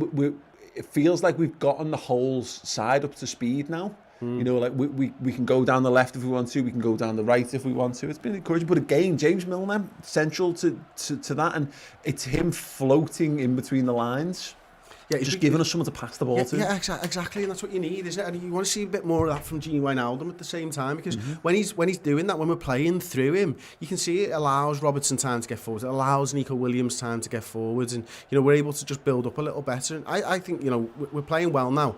It's good from Fabinho, isn't it? We just need to capitalise. I think one before half time. Klopp will be happy with that. Get back into it, but again, you're not pressing the panic button just yet, are you? No, absolutely not. Arsenal play the ball around the back again. But just edging the way back up, back into position, just waiting for that moment that we talked about when Arsenal do something, whatever that pressure. You can just see. Yeah, I mean, they're playing it quite well. And this is the one thing about Arsenal is they have got good players, good ball players as well, because that's the DNA of Arsenal Football Club. So it's not unnatural. Oh, what? I say that. One of the best passes the ball. David Luiz gives the ball away. Here's James Milner. 30 yards from goal. Where's Gomez? Where's Gomez to shoot? Come on. Salah's got it. Oh, Robbo! Salah. Oh, wonderful ball to Andy Robertson. Can he pick out a man? Oh, it's cut out. Fucking ball for Robbo there. Like, I mean, you could just see him. He found himself that space there, and look, you'll see him ghost in now. And what a ball from Salah. What a ball. That is a phenomenal pass from the Egyptian king. Let's have a little bit of his. Never really had anyone who was going to get on the end of that cross, unfortunately. But it won't matter. But it's a couple of times now, Chris. 3 or 4 times, in fact, where last ditch, like just getting something to it to clear from those Robertson crosses. As he takes the corner, it is headed up and away for the moment. The encouraging thing for me there is that. Andy Robertson tearing down, playing that button again. Not a great cross, but cut out very near post. But that's like 4 or 5 times where a defender's forced to go to ground. Okay, nothing's going to come of it there because he's too far away from the goal. But those are the ones where you can pick things up in those situations. Absolutely. As Liverpool play the short corner. Now, actually, it brings up my next point, really, is, you miss Trent, obviously, for everything that he does, but you miss him for corners and free kicks and stuff as well, don't you? It's not a great ball, but they've headed it clear under no pressure. Milner, Mane battling away. He's won another corner for Liverpool. Again, Liverpool just ramping things up as we close towards half-time. Another corner for the mighty Reds. I tell you what I like, though. I like the fact that Mo Salah's starting to get involved. He's come looking for the ball, hasn't he? And he's looking for try and bring players in and get involved himself. That's a great corner. Bobby Firmino still going inside the box. Oh, it just got away from him. Fabinho picks it up. Robertson. He's going to cross it again. He has done. Mane's there. Oh, no. Was it Virgil van Dijk couldn't get on it at the far end. It was Sadio Mane with look for the header at the front post. Virgil was free. Wonderful ball. Oh, it's unlucky. Just comes off him. It's a bit of a 50p head situation. No, I really wanted Robbo to try and cross the ball to Virgil there because he's the right side for us of David Luiz, and again we get to see Arsenal play out from the back. I think, yeah, there you go. Had a couple of little close ones.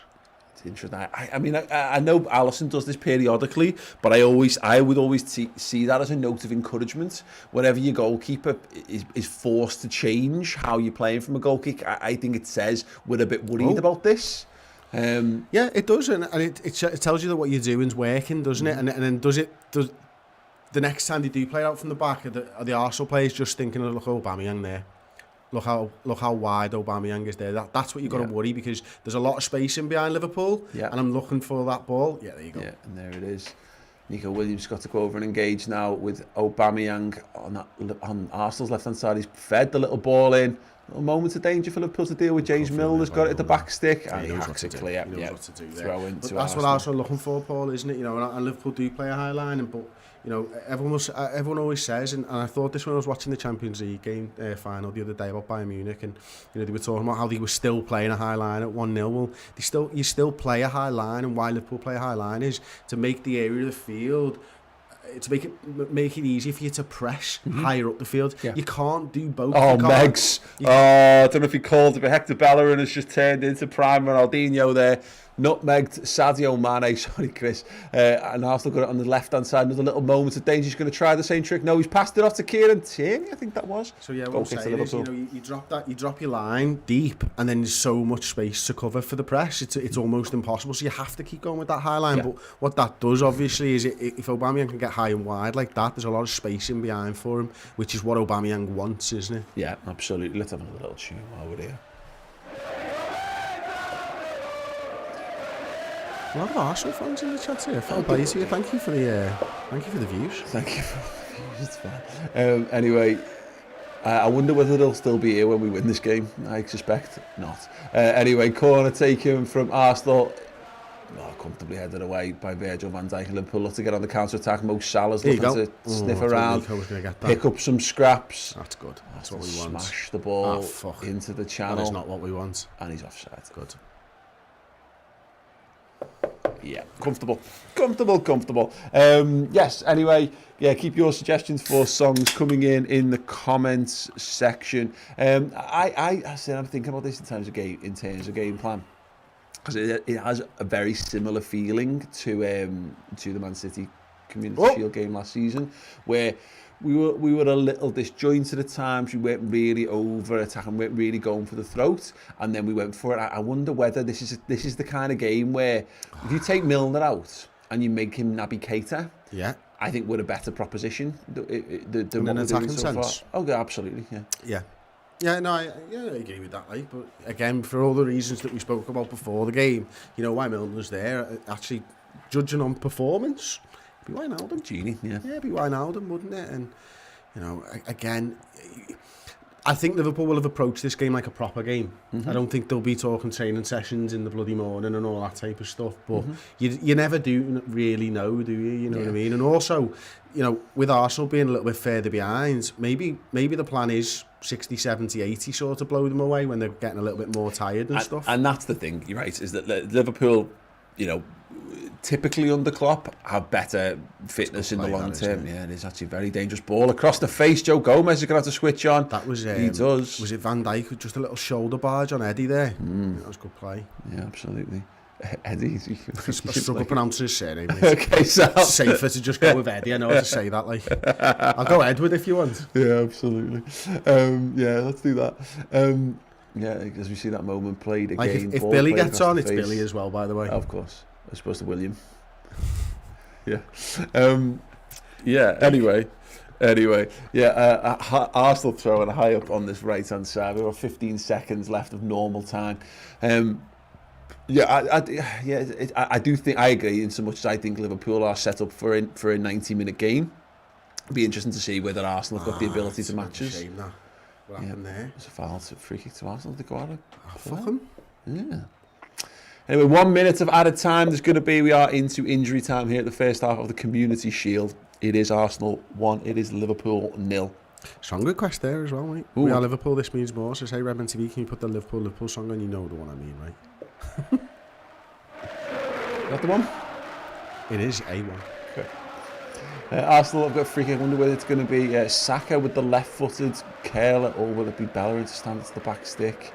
It's going to be Saka because Bellerin's run away from it.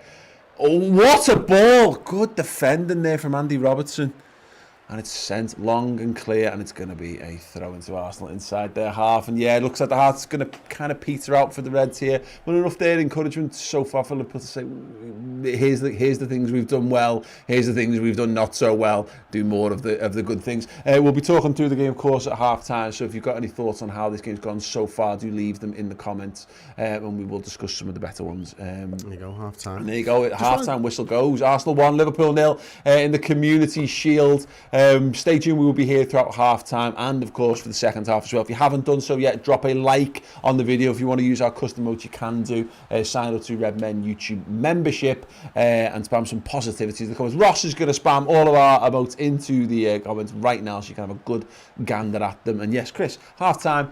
I think Arsenal have been the more dangerous in a traditional sense. I think it's more easy to put your fingers on the real opportunities they've created, not least of all because, of course, they've got a goal. Yeah, listen, if we can get the iPad up, that would probably be quite good about now, because we can go through some of the stats and stuff. You can see Liverpool have had 57% of the ball to Arsenal's 43. We've had 7 shots compared to their 4. None of our shots have been on target. 3 off target and 4 block shots makes ours up, and that's where we've struggled. So I think, you know, and to answer to your question, I suppose, yes, traditionally they've been more, they've had the better chance because they got them on fucking goal. But we've created chances as well. I think, you know, it's just been a bit meh for 30 minutes of that game, wasn't it? I think someone commented that as well, and Tom in the comments as well, clearly an Arsenal fan, pretending he's got £100. He's saying, I'm putting £100 on Liverpool to finish outside the top 4. They're a disgrace, and so is the new shirt. Do us a favour, Tom. Don't give it to a betting company. Go and give that to charity because you're wasting it anyway. Yeah, no, yeah, exactly. If you've got to throw your money away, put it on a decent cause. I'll tell you what, yeah, go and give you £100 to charity, and if Liverpool finish outside the top 4, we will give you the money to make up the odds that you would have made on a betting thing. But screenshot it to us. And, Paul will. At the Red Men TV on Twitter. No, I'm serious. I'm deadly serious. Do it. Yes, anyway, thanks very much. Yeah, keep your thoughts and comments coming in, and we will discuss things. It was... yeah, it's tough because, of course, the obvious weakness in that Liverpool side, and I say weakness, I don't mean to be, it's not a disrespect to Nico Williams to say this, he's the most inexperienced member of our team. He's as a young player, only just sort of finding his way at senior level. He was the obvious place to target, and that's where Arsenal's goal comes. Any blame on Nico Williams? If you're being uber harsh, I think you can. I think you can. I mean, like, you're talking, he's probably 3-4 yards out of position. Yeah. You know what I mean? And even then, I'm not even sure he is. I think he's in the right position. You want that sort of right back to be just sort of in front of the goal. You know, you don't want a big gap for somebody else to run into, but he is playing Aubameyang, and you've got to respect that. And you've got to respect the fact that... don't let him onto his right foot in that position. It's like, you know, we talk about, I mentioned the Phil Coutinho thing in it. You're right, you can do Henry, you can do whatever comparison you want for any footballer whose modus operandi is to cut in off the left wing and bend it into the far corner. Coutinho in my mind, but Coutinho was remembered for doing it, but really Coutinho was remembered more often for missing those and putting them over.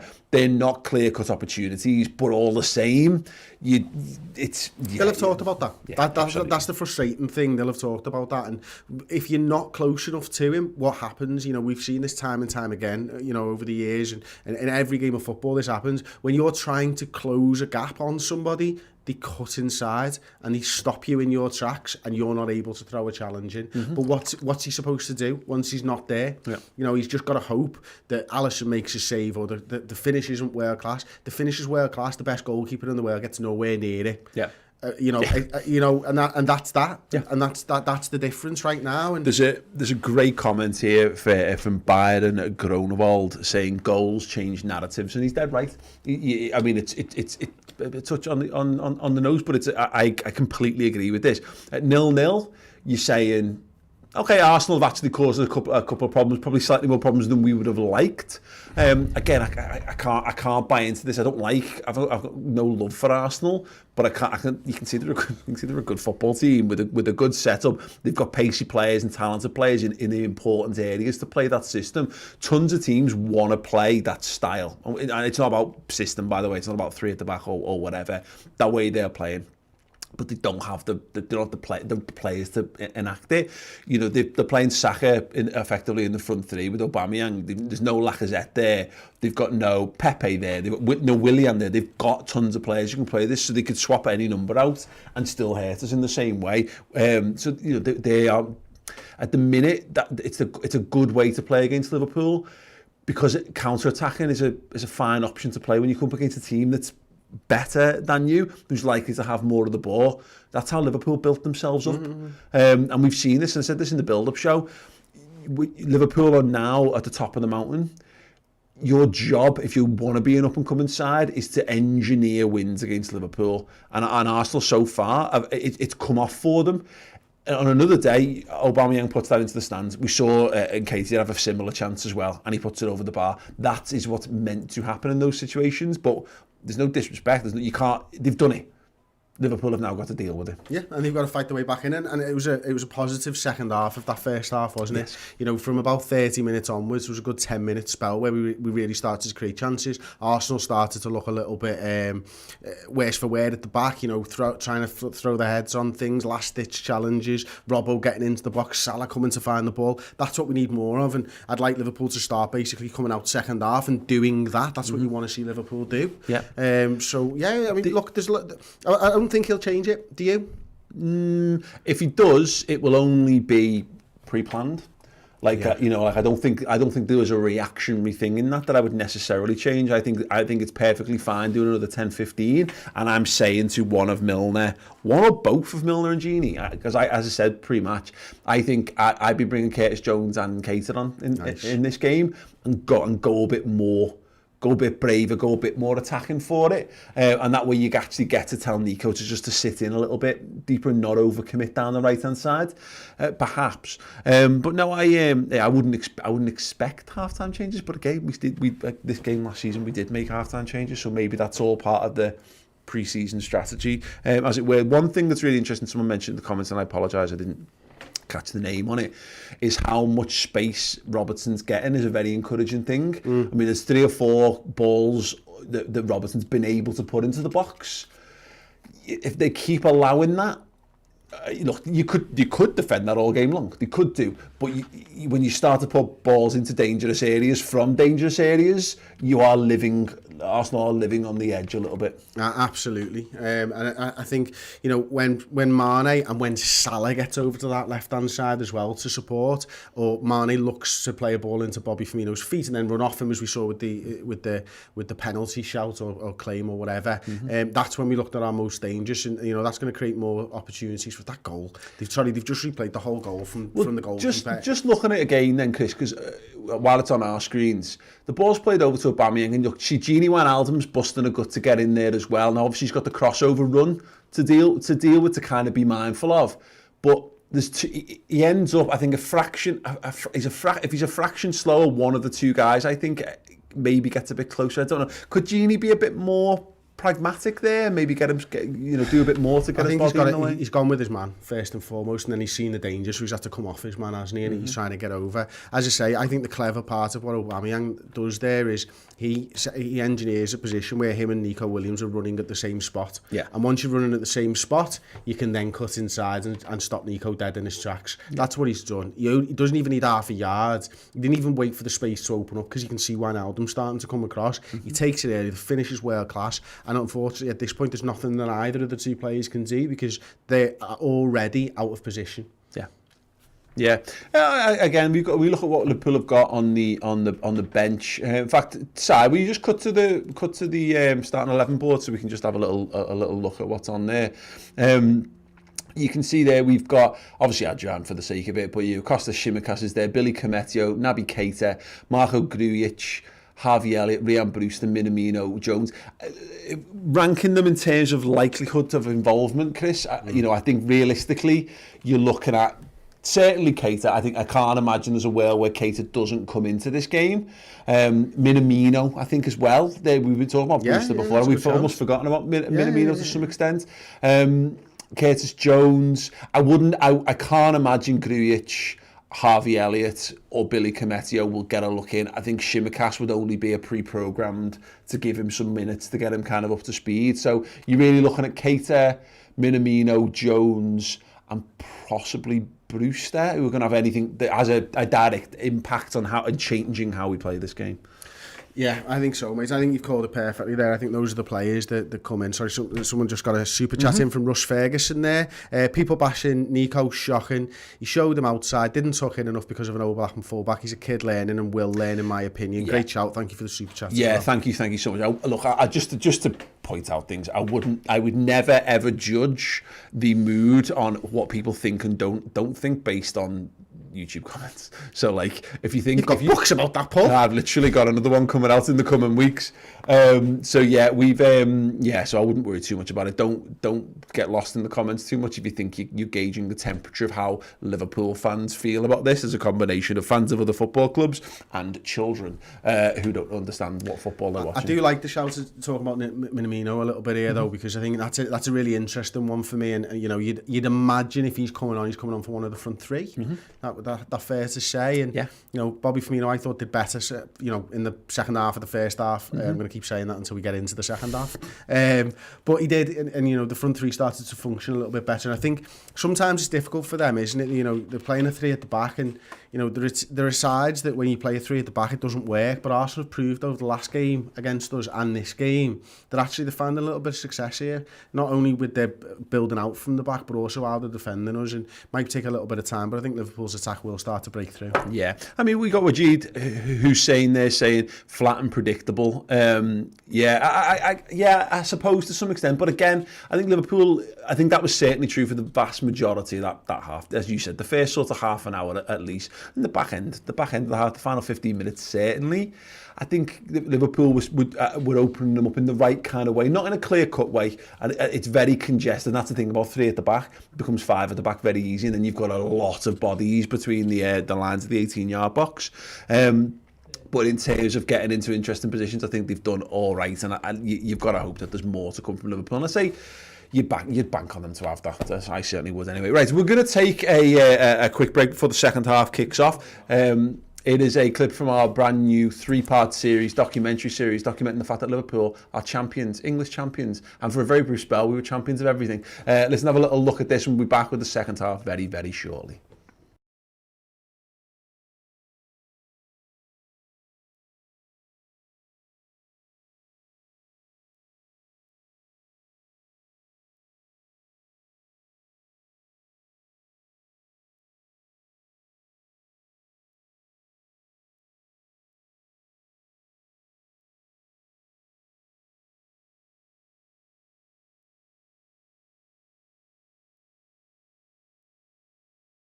Get down, everyone's screaming, get down, keep the ball, keep the ball, keep the ball. And he just floats it perfectly, hoofs it down the field into Mo Salah's path, and then he's in a foot race with the fastest man alive.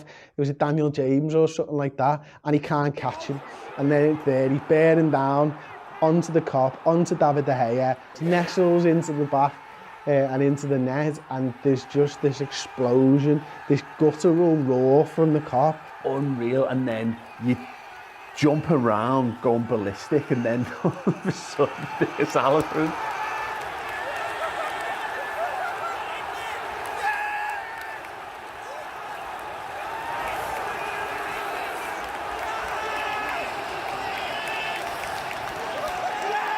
And then it starts to ring around Anfield, we're going to win the league.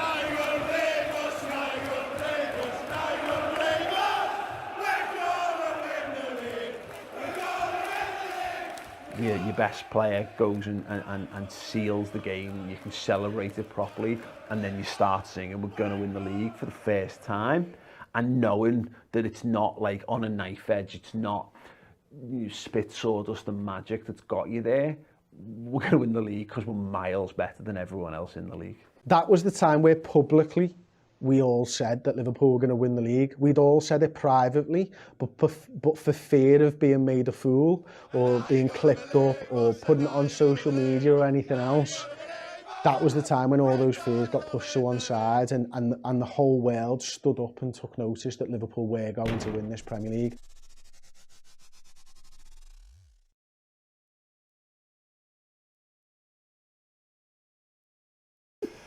Hey, welcome back to the FANZONE commentary here live on the Red Men TV on YouTube and live on Hot Mic as well. Yes, let us know how you're getting on with the Hot Mic experience if you are using the Hot Mic thing. It's a possibility. When you download the Hot Mic app and you get onto us, you can sync us up with whatever you're watching. So obviously if you're watching on YouTube, you have to manually do it. We've got the clock in the bottom corner, so you can do it yourself. But with Hot Mic, you press a button and by I can't do it better than Chris described it. There's some technological jiggery pokery. We end up in sync. So you can try that out if you really want to. Or other than that, yeah, if you're with us on YouTube, do make sure you sign up as a Red Men member and you get access to custom emotes and additional content as well. We've just seen the trailer, or clip I should say, from our new 3-part documentary series. It is astounding. It is now available in its full form, on demand, on the redmentv.com. So if you sign up there, you get access to that and you get loads of extra content every week, whether you're a podcast person. We do all our content in podcast form as well, so you can listen on the go. You can have that in your native app on your phone as well without having to have a browser open or anything. And we've also got loads of additional video content. So we've got interviews with Liverpool players and legends and managers past and present, and each week we get additional shows. So we do the Reds transfer roundup, we do the final word shows and around the league as well, and there's a back catalogue of tons and tons and tons of stuff. So yeah, but primarily just get it, watch that documentary series and then stick around for us for the rest of the season, because look, Liverpool are the champions. There's never been a better time to be a Red, and there's never been a better time to be a subscriber to the Red Men TV. Let's get stuck into it. I love the fact that Milner, by the way, was just having a little word with the referee there, and you could tell he was telling him something like, something's happening here, and you need just to put a stop to this. Yeah, it's a great time, isn't it? Because obviously they go to their own little room at half time and stuff. You can't have a little word with them. So you get back on the pitch, someone needs to be doing that. Love Milner doing that. We talked about that, about, you know, one thing I didn't actually mention about the Milner inclusion is, it sounds daft, but yeah, we have kicked off. We are underway. Having an English lad in the middle of the park who does just get in the ref's ear. Jordan Henderson is brilliant at doing it, and I think it gives you something, you know, just even if it only sways in a percentage. Yeah, it definitely has. Just put something in the referee's mind. You know, they wouldn't do it if it didn't pay off, and they do it, so it does pay off. Yeah. It's that simple. Yeah, absolutely. So yes, we are underway for the second half. Wonderful stuff. Let's have a little song to kick us off. Let's have Virgil. There you go. Perfect timing. Perfect timing, indeed. Yeah, absolutely. For him to end the ball. Bring on the cut, man. Yeah, he's got to be careful, doesn't he? Really absolutely. That feels like a game of like spot the player. Sit on. Yeah, like spot the player. Who do we think would be sat on that tick? Yeah, Arsenal play the ball into the middle of the pitch. Bobby Firmino, Chris. Yes, bro. He needs to get. We need to see more from Bobby in this half. I think we've seen Salah's influence increase. We saw that one little wonderful little reverse back heel through ball thing that he did. But not too much. I think he's got that patented, you know. Yeah, it might well have. Ah, there you go. Oh, I thought Salah was going to win that ball back there. He didn't, unfortunately. Yeah, you're right. I think Bobby, he looked good when he was dropping deep and he was picking the ball up. But you do want to see him on the end of things as well, don't you? Yeah. Again, I always say this though, but the lads whose job it is to get on the end of things is actually Salah and Mane. So do you? But we need to see more involvement. I just don't think he's. But yeah, again, it's the reason his job is so difficult is that they're playing in tight spaces and all that kind of stuff, and that's the thing that the fine margins are the things that takes a little bit of while to come back, particularly when the players themselves are getting up to speed. Here he is, he's in behind. He's nearly just done.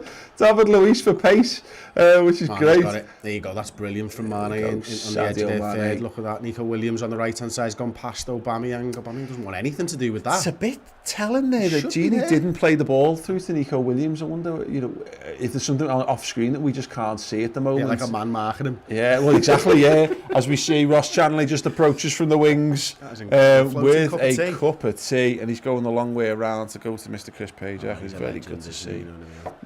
Do we overuse that expression? Yeah. Okay, cool. Thanks, Si. We have got a super chat here from James D7. It's saying thoughts on Suarez coming back. In my opinion, love him back. Do you want just a little bit more milk? I'm only kidding.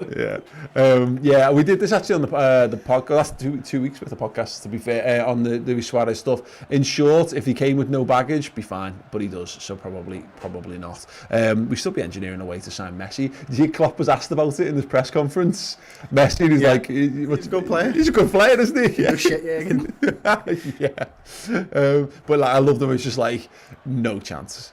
No chance we sign Lionel Messi. Here's the thing, I was going to mention it, actually, probably not a good time now with us attacking Paul. Oh, ball into the box. Mohamed Salah gets underneath it, doesn't challenge for it, which is a shame, really. But, you know, when we were talking about Brewster pre-match, I was thinking, I wonder if something presents itself, you know, whether we can sign somebody maybe that we've got a little cheeky eye on or something like that. Maybe that's also what Klopp might be waiting for with Brewster. Yeah, definitely. There's definitely movement to happen in the remainder of the transfer window. I think once the season starts, I think some teams are going to start getting edgy, and we'll all of a sudden we'll be going, maybe hoping that a £15 million player becomes a £5 million player. Yes. You're hoping for Black Friday, aren't you? Basically, you're waiting to see if that like a coffee machine comes down on Amazon, and when it doesn't, you go, oh, I really want it. I'll just get it anyway.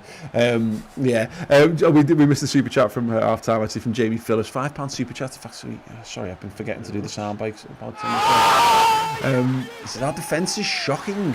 We play too wide at the back and the full-backs are going too far away from the centre-backs.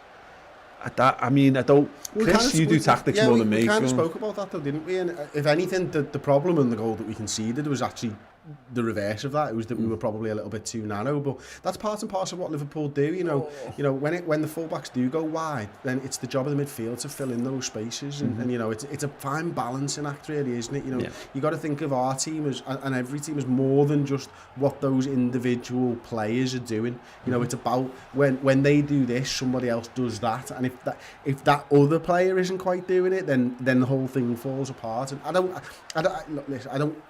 I think, again, it's too early to say one way or another right now is whether Liverpool's formation's working this season. You know what I mean? It's just fucking too early. Yeah, absolutely.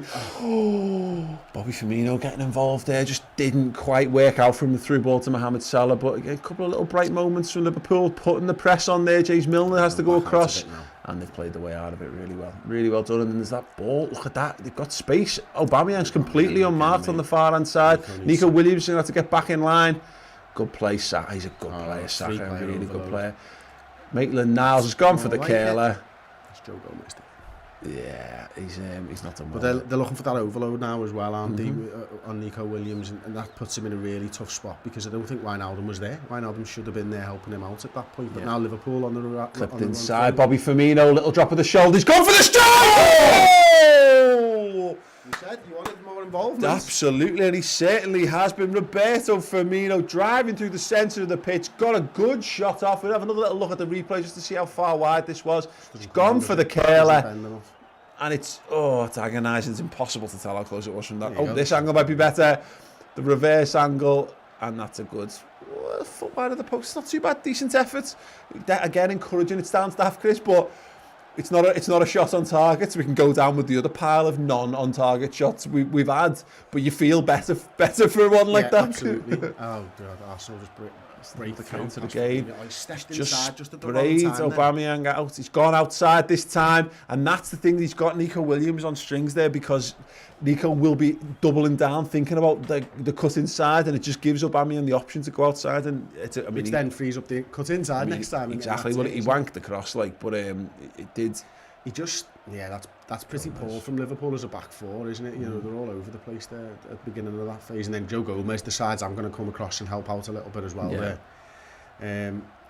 It was the talking point going into the game for me. It was Aubameyang, it was Williams. It's playing out that way for a reason. You've got a lad who's learning his trade. He's probably in about his 5th or 6th start against a lad who's been world class and one of the best strikers in the world for 5 or 6 years. Yeah, absolutely. Let's have another little song while we're here. Let's have Fields Banter. There you go. Nico should be getting wide now and engineering himself a little bit of the ball. Okay, Virgil van Dijk's got the ball in the middle of the pitch, goes to James Milner dropping in against that left back position, just switching this back again. And here he is in the midfield. He's looking for that pass between the lines. He's found it. It's Mohamed Salah being very, very central this time around, which is good to see. I mean, I think it's right. Nice. Oh, hello. We've just reacted to Si sneezing in our ear there. Yeah, brilliant. Was it Ross? Yeah. So if you're wondering why we both just went, oh, okay, hello. It's just been sneezed on. Fabinho into feet. Rico Williams cut out, but Fabinho keeps going, and he's going to buy. Is he going to buy a corner? He has done, you know. He has bought a corner. Headman 58. Chat. Super chat, US $5. Thank you very much. Liverpool need to get their heads out of their arses. And Santiago, we clearly need a creative midfielder. Teams are starting to figure us out. If I had £1 for every time someone commented, and this is no disrespect because you might be right, and I agree with the Thiago stuff, by the way, but every time someone said when Liverpool aren't winning a game, says it's because we need a creative midfielder, I wouldn't be here. I'd just be sat off somewhere. You'd be fucking with Jeff Bezos on a fucking island somewhere. Honestly, like he'd be ringing me up and going, can I fucking lend us some money for the bus, mate? Yeah, I would be fucking minted. That's a good push. Yeah, Virgil, just good wrestling in the middle there. Look at that, they've got 4 men on Virgil van Dijk. Still gets the ball as well. Yeah. I really want us to Santiago. I really do, and you know I think most Liverpool fans do as well. I think he adds something different. He's not a creative midfielder a la Coutinho though, like people seem to think. He's very much a quarterback style midfielder, isn't he? I mean he's an archetypal creative midfielder, isn't he? You know what I mean? He sits in the middle of the park and sprays passes round. But I think the idea that he would have a transformative effect on games like this I just don't think is true. Because these are games where you do need to battle. You need to win the midfield battle first and foremost. He does do that. Yeah, and we beat Arsenal all the time. Like, you know, we win. We're very good against the good teams. In fact, that's where Liverpool are best. We're much better. We're at our absolute best against the best teams. So again, I mean, look, I'm not sure there's a type of game that Thiago isn't suited to be fair. But I wouldn't say that games against Arsenal are necessarily an indication of what we need. Virgil van Dijk has just absolutely catastrophically fucked that up there. Runs into the middle of the park, into danger. That's a great ball. Robertson's going to have to be at his best, and he does well to hold off Saka there. Really good play. Great ball by Aubameyang. Silly by Van Dijk. I think he was listening to Ross, so I think just said, don't shoot in my ear. I think it was Ross anyway.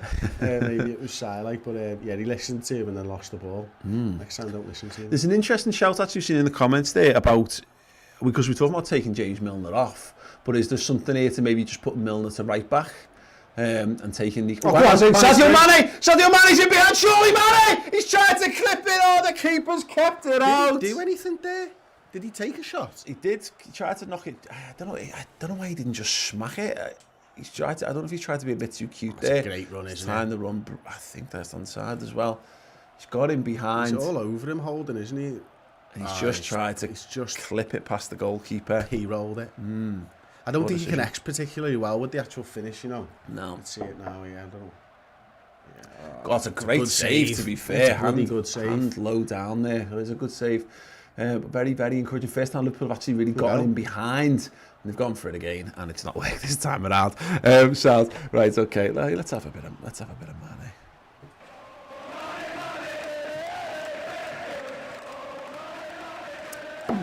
Yes. Arsenal playing it round from the back again, as we now know they do. They've gone over to the right hand side. Liverpool just kind of strolling around, not directly engaging here. Probably Firmino just edging into the goalkeeper's got the ball. Mane very central here for the Reds. Salah over on that right hand side. David Luiz is looking to shift people around. Look at that! And they've managed to play around that. Fabinho's very, very advanced there. That will leave us open if we can't get our act together. James Milner has taken one for the team there.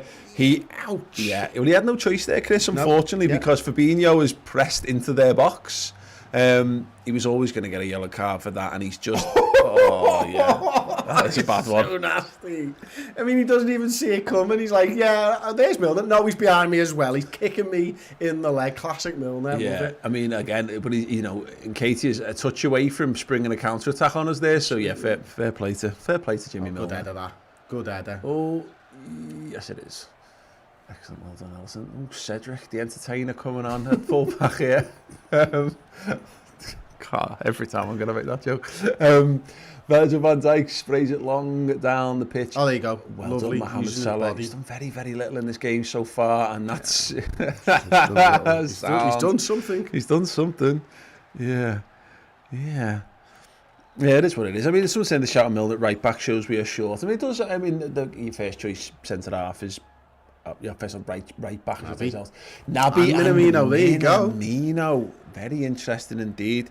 Now, is that as simple as Bobby Firmino and one of Milner or Wijnaldum, or is it a wide man that comes off? I don't know, mate. I hate getting asked these questions because it's so easy to be fucking wrong. No, but I'm not expecting you to know. I'm asking your opinion. What would you do in this situation? I'd personally take Wijnaldum off, but Milner's just picked up a yellow card. So that might come into it a little bit there. And then, also your right back cover thing for Nico Williams if needs be is gone off the table if you take Milner off the pitch. Minamino, I think he might take a wide man, although I'd take Firmino. I'd be keep. Well, there we go. So Nico Williams does come off, which means that it looks like James Milner will presume, unless something else happens. Let's just wait a moment. If potentially Milner to right back, Minamino comes on for him, and then who's Keita comes onto the pitch for Williams, apparently. Keita for somebody else. Yep. Milner. Okay, sounds. Who the fuck's playing right back? Fabinho.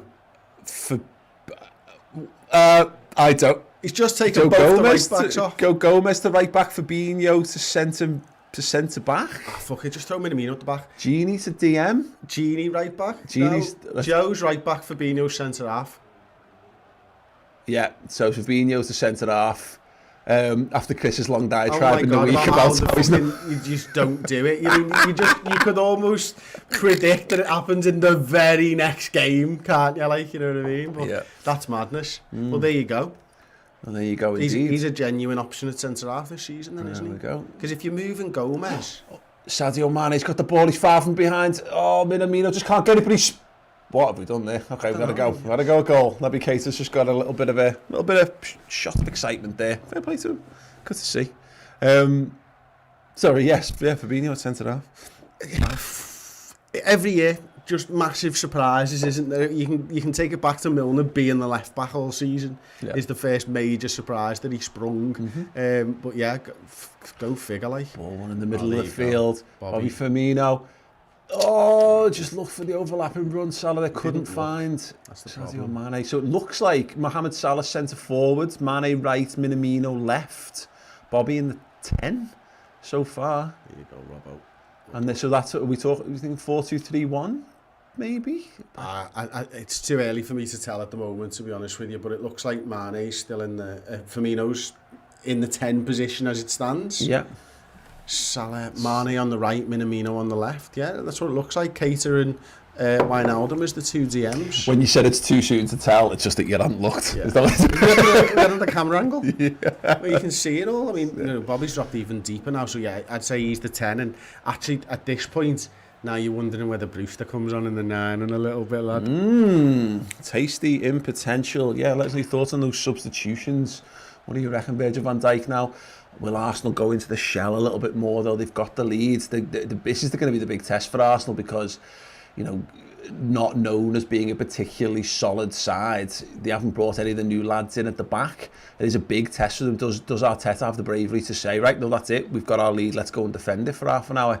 Naby Keita into feet. I'll tell you what I like in this formation. Got it back again. Sorry, Chris, just hold on 2 seconds. Many things. Joe Gomez on the overlap. He's not going to make it. He has...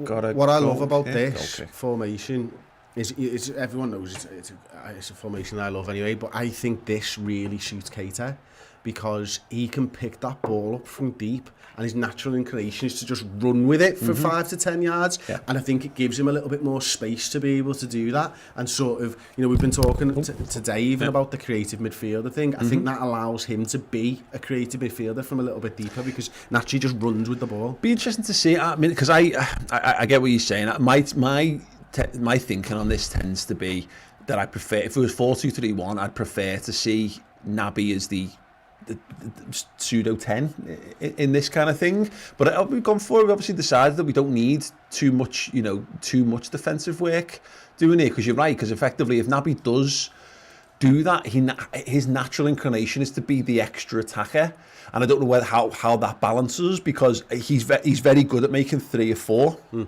from midfield, and whether he's now making a 4 or 5, and are we then relying on Gini Wijnaldum to hold down the entire midfield effectively on his own? It's going to be interesting to see how this settles in. And also, it's interesting. I mean, naturally, when you replace Nico Williams with Joe Gomez as well, Gomez, I know we've just seen him pick the ball up on the edge of the box, but naturally he's not going to go forward quite as much as Nico maybe does in a normal game. Sorry, Arsenal just attacking it. Fabinho comes across really well. Snuffs it out nicely and gets the ball to Joe Gomez. So maybe we are trying to build up a little bit more through the middle and not rely on the right back and left back quite so much. And that certainly makes sense if you've got Roberto Firmino and Naby Keita through the middle of the park, and Gini, to be fair, who's driving forward wonderfully with it, to your best ball playing, comfortable on the ball, skillful players. Yeah, right. He's asking questions of Elneny and Xhaka, which I don't think enough have been asked of them so far. Completely agree on that. Yeah, definitely. But it's just about settling down, getting used to where the players are on the pitch. You wonder, obviously they've done a lot of training sessions. Klopp's had probably as much intensive time with this side as he's had in years, really, having that Austrian training camp, and how much of this is pre-planned and it's been worked on, and how much of this is a bit reactionary. I mean, I'd trust that this is something that you'd hope so. It's been a plan. You'd hope it wouldn't just be the first time they've all heard of it, would you? But maybe, it's very interesting. Sorry, someone's just asked in the comments there, Mark Meehan says, how many subs is it, lads? 3 or 5? It's 6, isn't it? Yeah. Today, from the 7 possible. I don't know if there's any rules around 2 at a time or any of that bollocks, but... Yeah. No, I think it's fine. You can just make 6 substitutions at any given point. Right, okay, let's have a little song, eh? Yeah, look, that's what I'm talking about, though. Yeah. He takes the ball, doesn't he, 10-15? Yeah. Joe Gomez then drives it all the way back. Fabinho moves it into midfield. Gini Wijnaldum's got it in the centre of the park. He goes out to Virgil van Dijk, who's straight into the left back area. Looking for little give and goes here down this left-hand side. Minamino. Good to see Minamino getting on the ball there. Gini Wijnaldum's got it again. Sprays the ball over to Gomez. Goes even wider now to Sadio Mane on this right-hand touchline. Ball in to Roberto Firmino. He's tried to feed in Sadio Mane. Maitland-Niles judges that really well. Yeah, but Mane's so direct, isn't he? He's going to give a little bit of a different look to what Salah was given. Straight on his bike there, looking for the link-up. Good little movement there from Robertson. Just shifted to go and then dropped back in. Gave him some space. Is Naby and 1-2s with Gini Wijnaldum deep inside the Arsenal half. He's ghosted past 1. He's ghosted past 2. He's had to go all the way back, but it's going to be a cross in from Andy Robertson. Fires it into the box, and it's well met by Rob Holding. Oh, that is a... dearie me. Oh my gosh, yeah. And He's got an absolute kicking so far today. James his eyes were on the ball, weren't it? Look, Naby just goes for the plant right into the middle of the stomach. That is going to leave a mark. Separated his nipple from his body with that. So we see that little moment again. Yeah, you can see it. Maitland-Niles really well judged the ball through. Mane just didn't quite have his eye on it. I mean, because he's facing completely opposite direction. But there you go. We haven't had the Bobby song today. Let's have the Bobby song.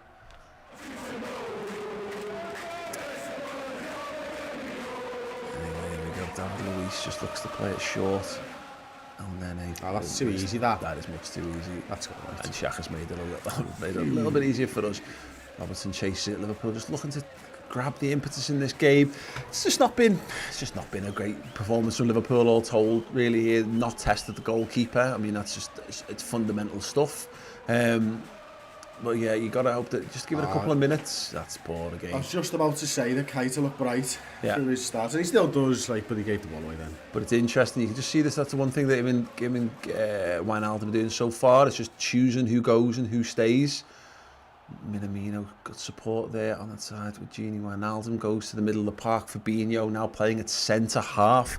If you just joined us, ball into feet there from Mohamed Salah. turns on it, tries to play the ball over the top, doesn't come off, and yeah, it's been Salah's game all dominating over, the really ball there. now, though. They've just had a graphic up there saying last 5 we've had 80% of the ball. I think total now for the game we're looking at 60-40, 11 shots in total now, 1 finally on target, which was Mane's good save from the keeper.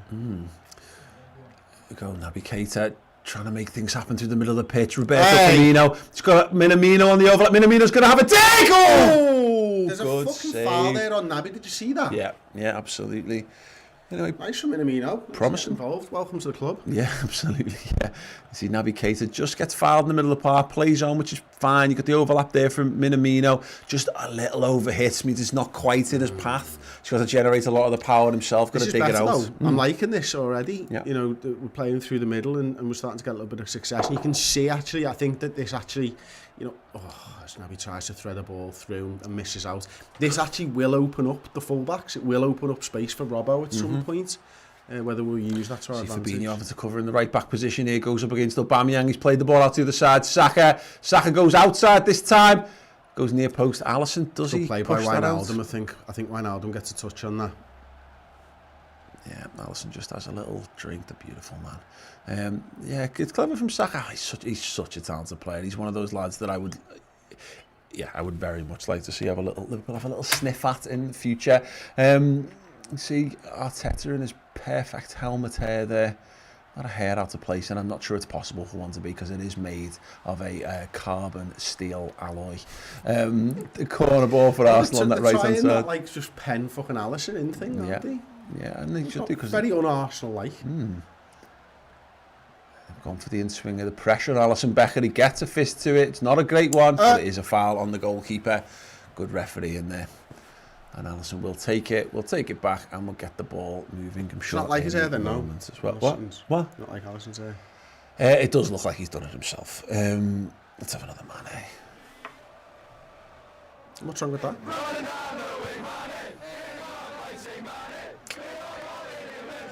Joe Gomez back to Fabinho at centre half, striding forward the ball. Virgil van Dijk receives it from him, and Liverpool look to go again.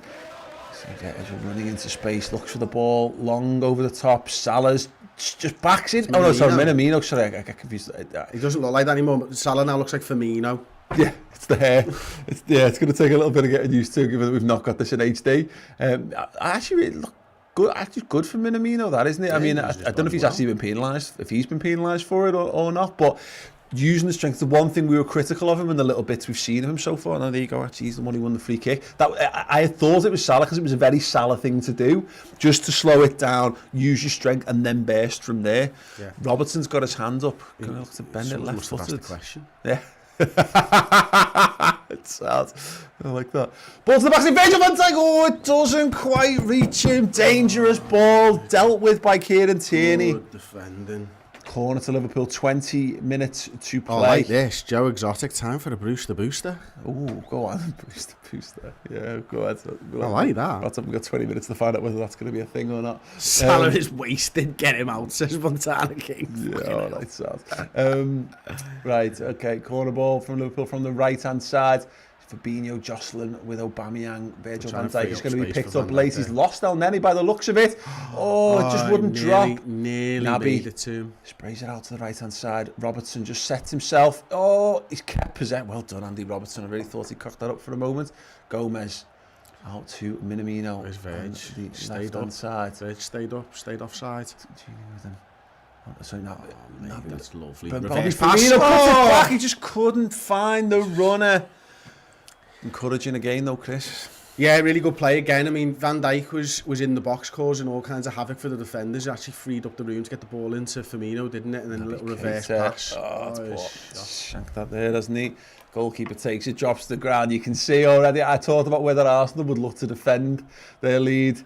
The goalkeeper taking seconds out of game. You said it like the penning the goalkeeper in. A little bit of time wasting. It is incredibly un-Arsenal-like behaviour, but hey, listen, absolutely fair play to you. Know what, I think I like Arteta as a manager. You know, I think he obviously come out of Manchester City with people talking about how good a coach he was and whether he'd be good. But I rate him as a manager. You can see where he's putting a stamp on this Arsenal side already, can't you? Yeah, he takes no shit, and he's again, Arsenal. What Arsenal have lacked for so long is discipline and again a willingness to go to the dark arts. This notion that the purity of football would win the day for them is a very late Wenger trait that needs to be bred out of this team.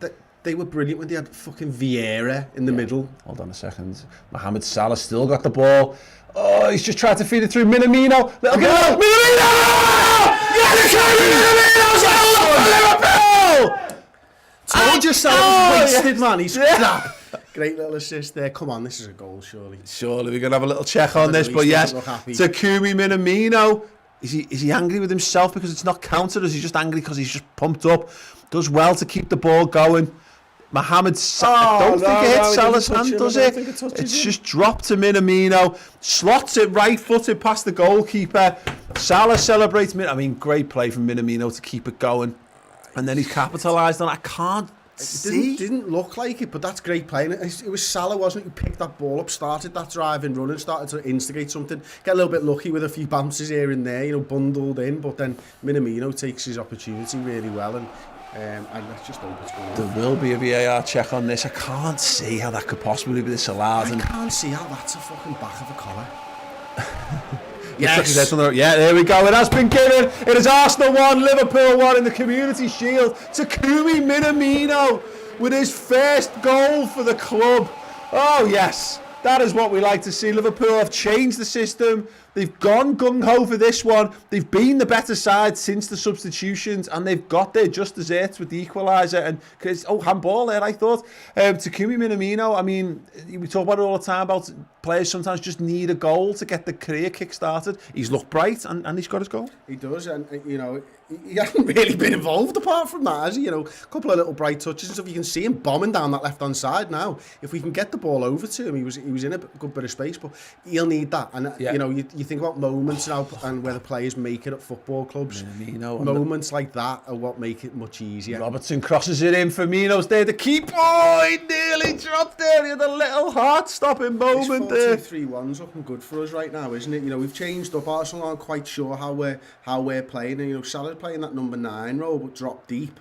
And that will have put them under a little bit of pressure. And just a great finish by Taki. Very cool finish by him. Again, he goes through the process. You know, if he was struggling a little bit, or you know, maybe like last season, I think he might have just done anything to get a toe on that. But he slowed himself down. He's opened his body up. He slotted it into the far side. Yeah, I think that was a really, really intelligent finish from Takumi Minamino. Very good to see. And you're right. There's a slight concern with our Liverpool playing is that, you know, there's a possibility we could be caught out and overloaded because this is a very attacking team. When you think about it, Chris, even if we're leaving Gini as a DM, and we have played Gini as DM, again, he's a winger. We're playing Naby Keita, who was effectively a number 10 in centre mid alongside Gini Wijnaldum, who's a winger. And, you know, this is a very, very attacking team on the pitch here, but it gives Arsenal more stuff to think about. Yeah, but it's in some ways we're more stable for it because our fullbacks aren't bombing on quite so much. So, you know, we're not having, you know, Nico and Andy Robertson really, really high and really wide all the time, exposing us at the back. And even though there's Joe Gomez in the right wing position. Make sure I said all the time.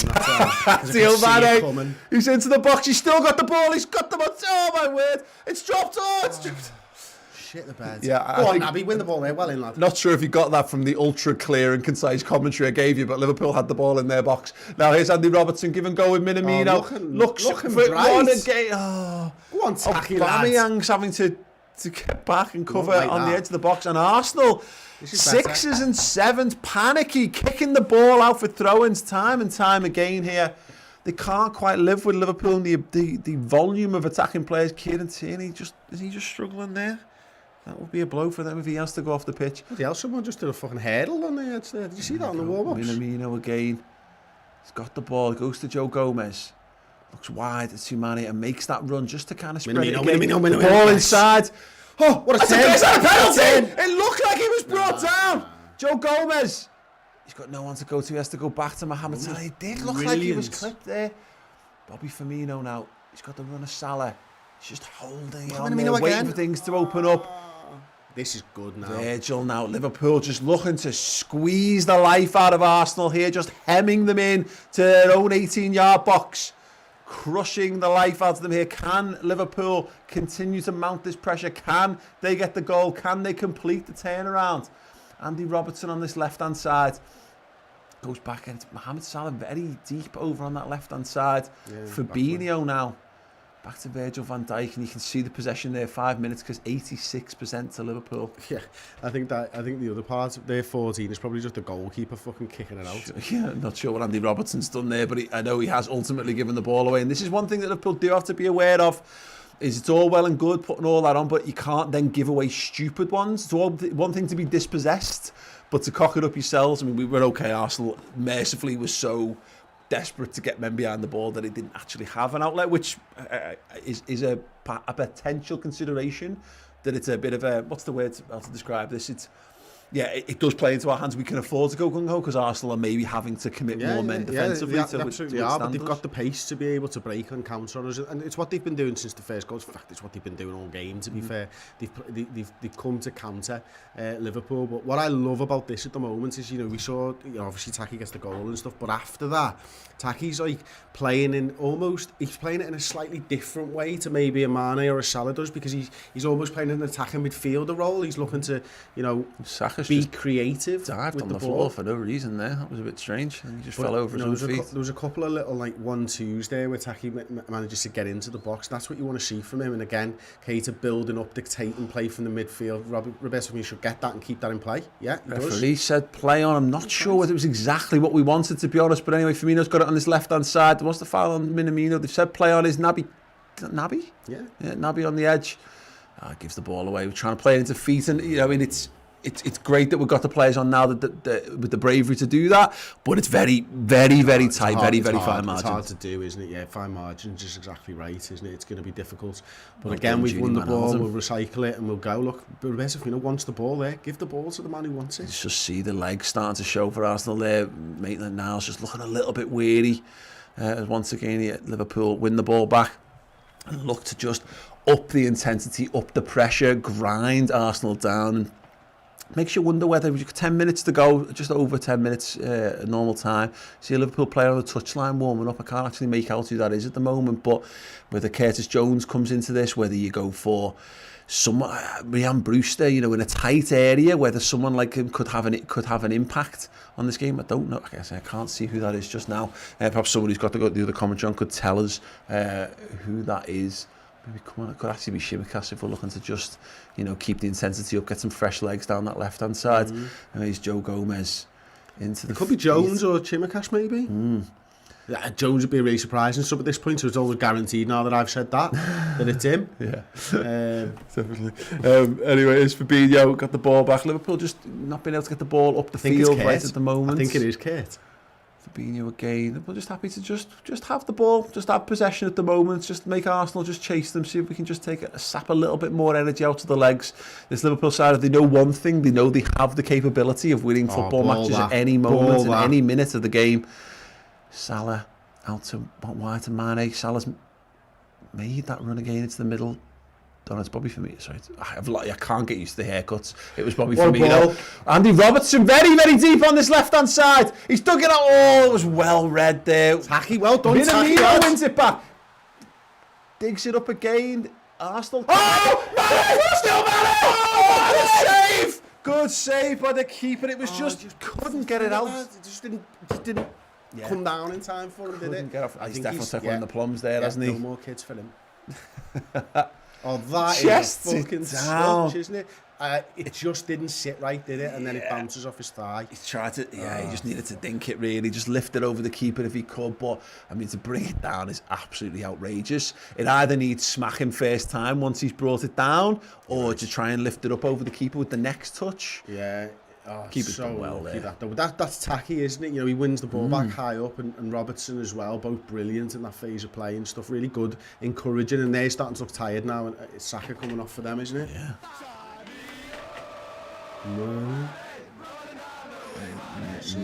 Okay, Willock and Nelson coming onto the pitch. Did you see? I did not. Damn I'm it. going to wait for the graphic. Can we just see the Liverpool player who's coming on, please, director? And obviously Arsenal fans in the booth there, just making sure that Arsenal get their coverage. But of course, because Arsenal are everyone's team. Is that Tierney going off, or is he moving position? Yeah, Kurt Jones, there you go. Said it. Because you said it. Who did he come on for? He came on for anyone? Bueller? Anyone? Salah, let's guess Salah. Fuck it. It's never Salah, is it? Kolasinac is on as well. Why Yeah. now then? Firmino. There you go. Bobby So Firmino. who's going to play the 10? Taki maybe go into the 10. Ooh, a Kurt left wing. Kurt into the 10. Keep Minamino on the left. Yeah, It does look like Kurt in the 10. yeah, that's fine. That's nice. Can live with that. Okay, there we go. We've got 7.5 minutes of normal time left to go. Do you think Liverpool have got enough in them here to grab a winner to complete the turnaround? Particularly with the substitutions. Again, I'd still just like to see, even just 5 minutes of Ryan Brewster, just to again, that natural goal scorer on the pitch, just that give him that one little Give him the winning pen. Yeah, that's a possibility too, absolutely. I think I said 1-1 actually, didn't I? Go to pens. Did you? I changed it from 2-1 to Liverpool, so looks like one of us is going to be right. I mean, Arsenal could score. Yeah, it's just as likely, isn't it?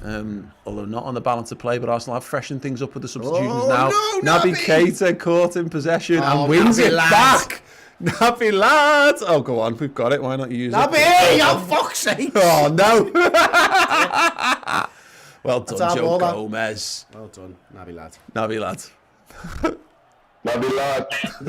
There we go. Sounds brilliant. Perfect. Okay, we'll go on. Let's have Naby Keita.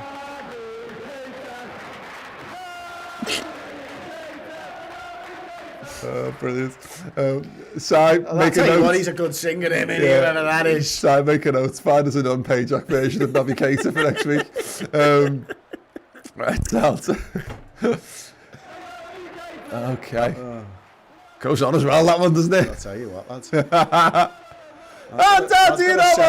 On him, man, you know what I mean? He's got some pipes on him, that kid. He's got a fucking note in him now, hasn't There's Aubameyang on the left-hand side. Arsenal just having a couple of decent minutes here in the game. They've not really done much at all, but again, change of impetus with the substitutions coming on. He's offside. And yeah, there we go. Yeah, let's see how this kind of unfolds. Just over 5 minutes left to go. I'd bloody love a winner for us here now. I can't put it Bloody to love words. one too. Not even that asked about the Community Shield, but I kind of, it's for all the hangers-on that we've had in the comments all game long. Who've been waiting for, who've been hanging on, the vultures waiting for our misery. I want it for them more than I want to win necessarily for me. Right, Arsenal playing it around the back. The goalkeeper's got it. Martinez plays it into feet of Xhaka. And out to this left-hand side, and it's going to be David Luiz to pick the ball up and spray it down the wing. Joe Gomez matches that really well. It's gone off for a throw-in. Oh, it's unlucky. It was really well met by Gomez. Great anticipation. Just a little unlucky not to keep it in play there. You got something from Hot Mike? No, I was just looking at it. I was just comparing the viewers on each one. So there's like 2,600 on YouTube, and we've got 26 on Hot Mike. So thank you everybody. 2-6 on the Hot Mic for something that we didn't promote previously and requires an app download. That's good play to everyone who's done that. Thanks so much. How many of them? I'm presuming the app are doing something. I've just gone, I'll try Red Men out rather than actually coming from download for us. The ball's dropped in the box for Arsenal. Kurt Jones gets in. Arsenal just ramping it up. They've been okay this last couple of minutes since the substitutions. Maybe a case of Liverpool having to adapt now to see what if Arsenal have changed things around. Ball to the back stick. It's headed down. Oh, it's gone where it is. Gone for a goal kick, but that is a moment for Arsenal. Just have to be where he will. Gets his head on the ball. Can't direct it goalwards. Let's just have another little look at this then. Deep cross. Gets in between Fabinho and Gomez. Gets the header. That is a chance. That is a chance. He'll be gutted. He's on mark there, really. Free header. And he's put it wide. Are they allowed that font in the Prem? They're not, are they? No. That'll be there. Yeah, the club font. It's because you can sell more. I think you can wear it in Europe. I think that's what they have. The other font is. You have your own font, and then you have the Premier League one. Arsenal looking to get in behind the game. Virgil van Dijk been drawn into a contest. Flick ball through the middle. Well done, well met. Robbo, surely give it to Robbo. Don't wait for him to get up. Aubameyang fixes his socks when we should be watching the match. For God's sake. Arsenal have been good this last couple of minutes. Liverpool just having to adapt, just having to get in. They're going to have to defend things. If they're not careful, they could end up back and down again. Don't worry about it from that attack. Yeah. Too soon. Yeah, well done, Joe Gomez. He's right. I think he's been good. We've just looked better with him at right back, Chris. Yeah, we have. Yeah, we have. Tough fucking thing for Nico Williams that against Aubameyang, isn't it? Yeah. But I think the whole formation's worked a lot better against this 3-4-3, and it's not to say that we should stick with this for the rest of the season or whatever, because we've had a good 45 in it. But what is he given there? I don't know. But yeah, I think it's just matched up better than the 4-3-3 against this 3 at the back. And Maitland-Niles man of the match. Go ahead. Really?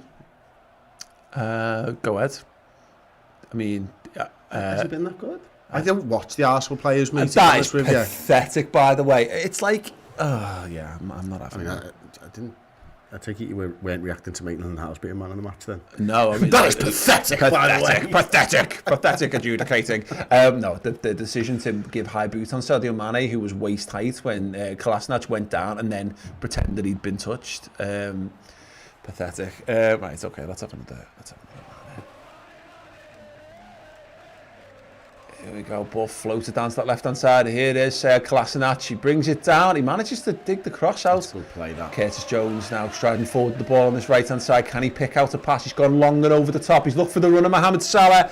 It's just overrunning the goalkeeper. Will claim that quite comfortably, unfortunately, for Liverpool. It does look like it's heading towards penalties, this, Chris. Yeah, lost a bit of intensity at the moment now as well. Two teams I don't think have probably got the energy levels to be pressing high at this point in the game anymore. So just about football now, and can you play through the lines? And to be fair, Willock seems to have got through there, Fabinho and Willock. Yeah, I mean, fair play to Arsenal again. The substitutions, you can say, they've definitely been a much more of a force since they changed things up. Here's Aubameyang, be careful, wiggling his way into the box, cleared away for the moment. Kolasinac goes to El Neni, looks to feed it down the left-hand side, and Liverpool stretch once again.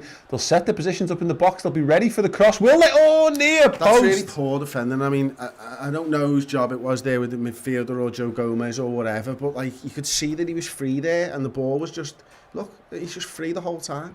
And there's no one anywhere near him, and there's no real because Joe's so far out of position. He doesn't want to go to him too fast. You can see the way the players are moving. I think you can see the fatigue. Tired. Yeah, exactly, absolutely. I think that's where we are right now, and it's one of those that you mention it, and I think there's a little bit of like we do it just to kind of downplay the importance of it. And look, let's be honest, the Community Shield used to be shared, so it's never been a major honour, but it's at this point in the season for both teams it is an extension of pre-season. These are not players, this is not the sides that the levels this sides will be playing at compared to in a month's time or 2 months' time. It is very much an exercise in getting everyone up to speed, and I think both sides have shown what they're capable of at the best moments, but there's also been moments generally just prior to substitutions where you've seen how leggy they can both be. We've got a few seconds left of normal time. Arsenal on the ball. And Fabinho will tie it up. We've got 3 minutes of added time. Mongu Gaming. I hope you lads and the backroom staff are well. Looking forward to this season's content. Thank you so much, mate. Yeah, good to see you again.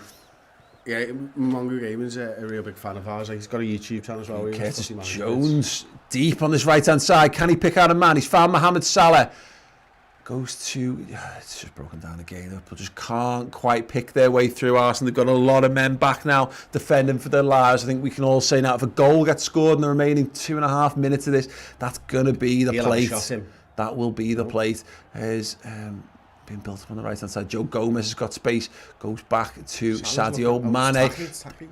Robbo's free. Robbo with the header over the bar. Was that it? Was that the big chance? Unlucky, really. You could see Sadio was looking for it constantly there. Robbo puts his arm up. He's onside as well. He maybe could have committed a little bit more. Gets to it and just misses. Just doesn't get the header right at all. Little push in the back. Yeah, it just doesn't get up. Doesn't get up and over it. Sam Bailey in the comments is asking, does it go straight to pens? And it does indeed, and that is why Brewster's just been brought on, I guess. Rian Brewster comes on. Just a minute and a half of this game. Gini Wijnaldum going off.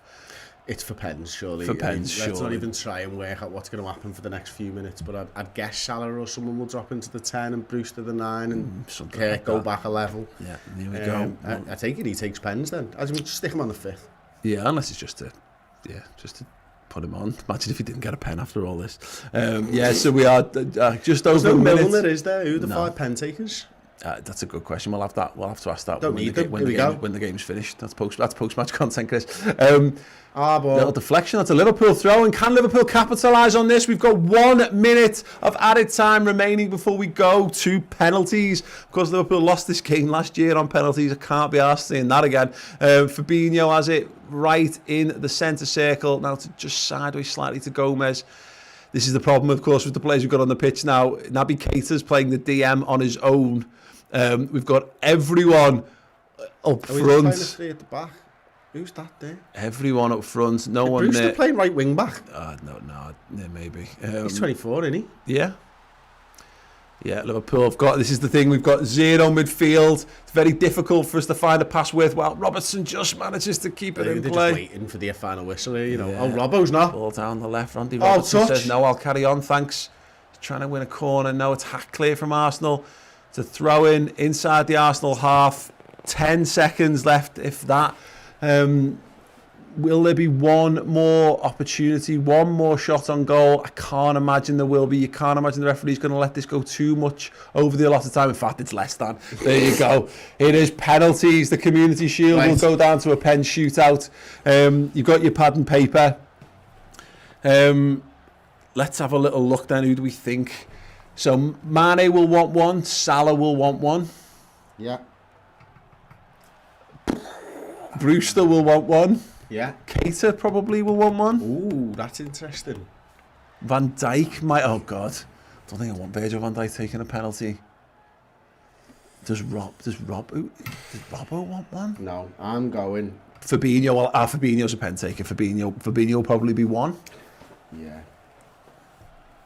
Let us know. Give us your 5. Give us your 5 pen takers in the comments section. If you just joined us, welcome to the FANZONE Watchalong. Drop a like on the video for us. That'd be absolutely amazing. We'll be doing the normal post-match content. We'll be doing the instant match reaction, and I'll be going through some of your reactions to it via Twitter and the YouTube comments as well. So obviously make sure you follow us at the Redmen TV. And Ross will be putting a tweet out as soon as the game is finished, and you can drop your comments in there, and I will read the best ones out live on the channel in a little while. But yes, as we see the players. Oh, Taki's just had a big cuddle off Klopp. I'm going Kurt, Brewster, Salah, Minamino and Fabinho. Not in that order, but they're my 5. And Mane's the 6th. Okay. I think... Who are you going? I think Fabinho. Fab. Minamino. Yeah. I think Salah takes the 5th. Yeah, okay. So Fabinho, Mane 3, Yeah. Keita 4. So no Brewster. Actually, no. Saying that, I didn't put. Did I put? Go on, read that back to me because I've just. Fabinho, Minamino, Mane, Keita, Yeah, Keita and Salah. Brewster. For Keita. 6. Oh, Brewster 6. Okay.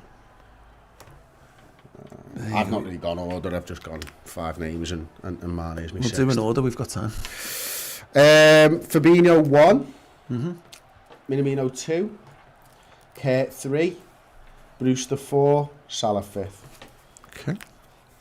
And you've gone Fabinho, Minamino, Mane, Keita, Salah, Brewster. Okay. Nice. Okay. Let us know in your order in the comments as well. Keep them flying in. Mitchell and if you watch Ford in the comments there saying Mo, Sadio, Rian, Fab, Naby. And Jonathan over on Hot Mic. Fabinho, Mane, Jones, Brewster, Salah. I think Jones would have. I think Jones will have one. I think he'd absolutely be having one. It was interesting as we saw a little hug of Minamino, but I think he took his Alice band out. So I don't know whether that was like game over. Yeah, you know, whether it's like unlucky, not for you. This, not for you this really time. Looking into it here, aren't you? Well, this is all we've got to go. We've got a screen with no sound and no insight other than body language at this point. Virgil, I mean, they're flipping the coin to see which end it goes. Who's asked? I mean, I know it's Shakespeare, but like, which end do you want to kick to? Our fans. Oh wait. I know there'll be a choice of who goes first, of course, but yeah, this a lucky end.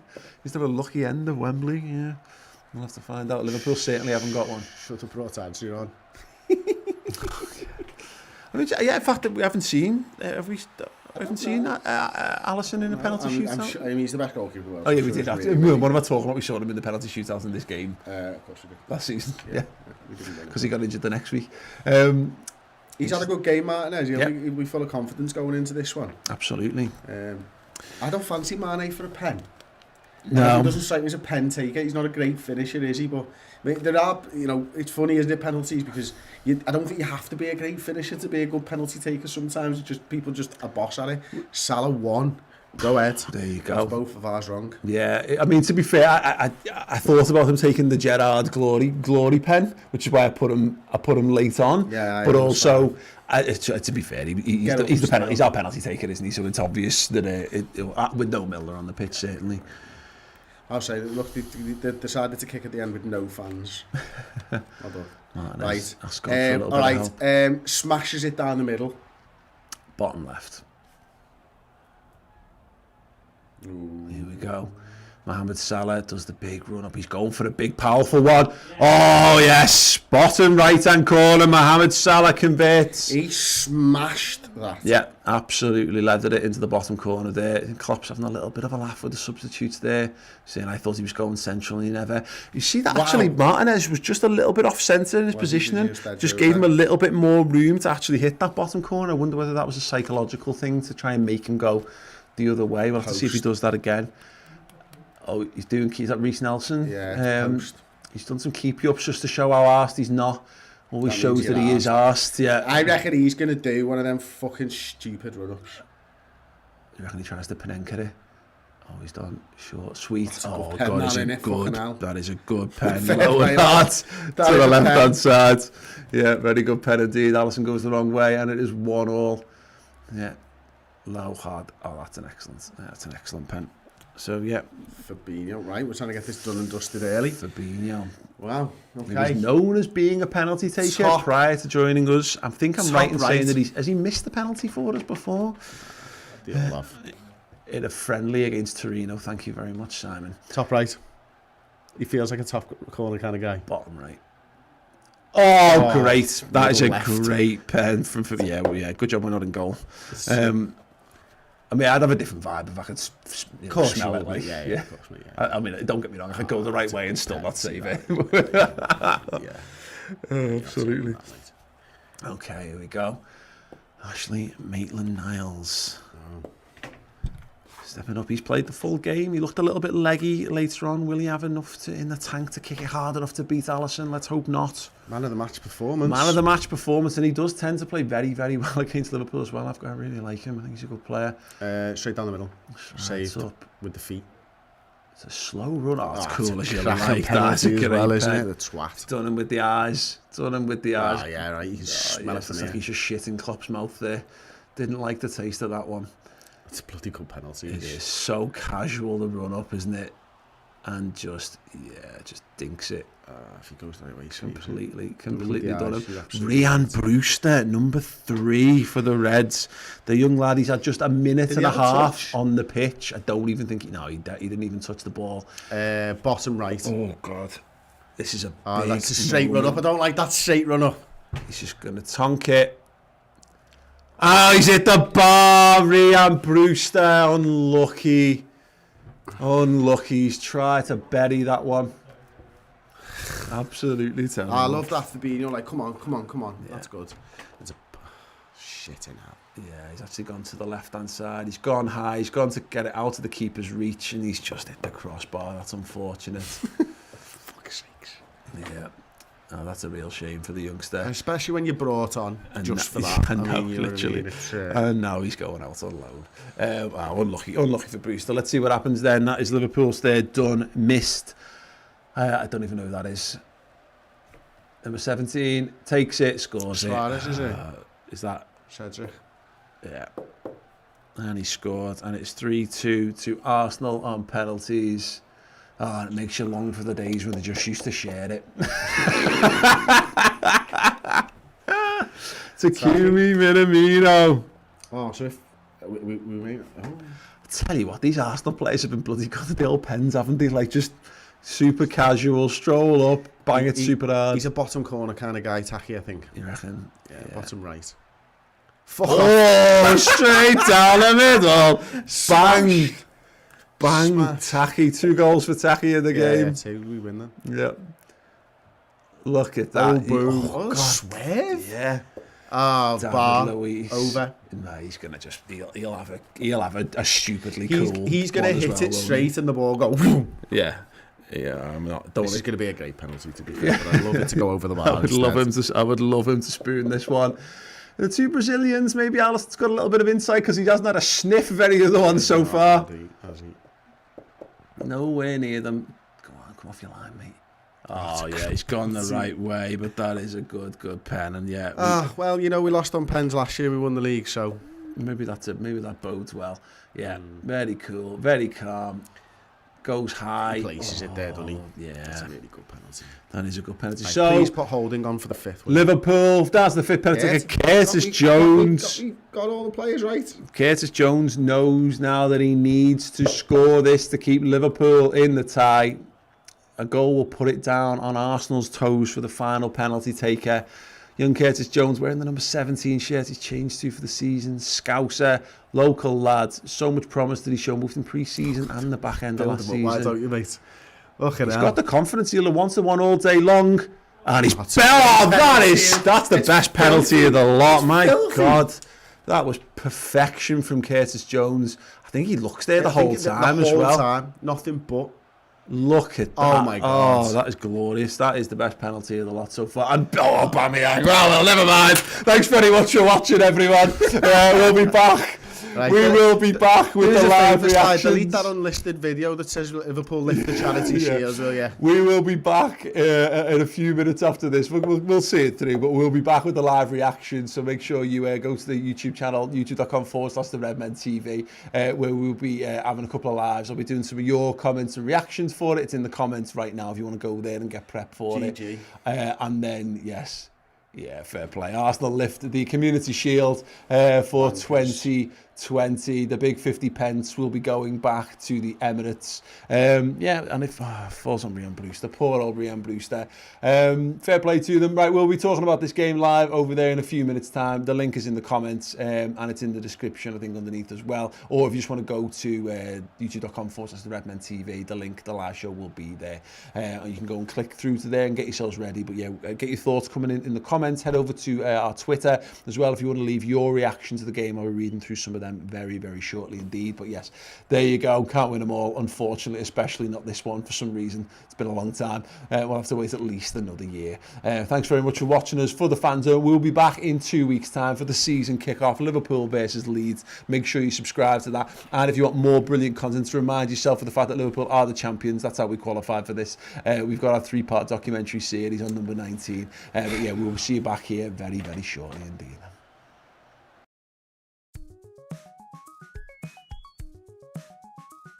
Hey everyone, Redmen TV memberships on YouTube are now live. You can support the channel and unlock exclusive loyalty badges and custom emotes to be used in our live streams and around the platform as well. So whether you want to show support for the people on the news shows or you want to really let manager Chris Pajak know that he's doing a bad job or a really good job on the Football Manager YouTube series, then you can do.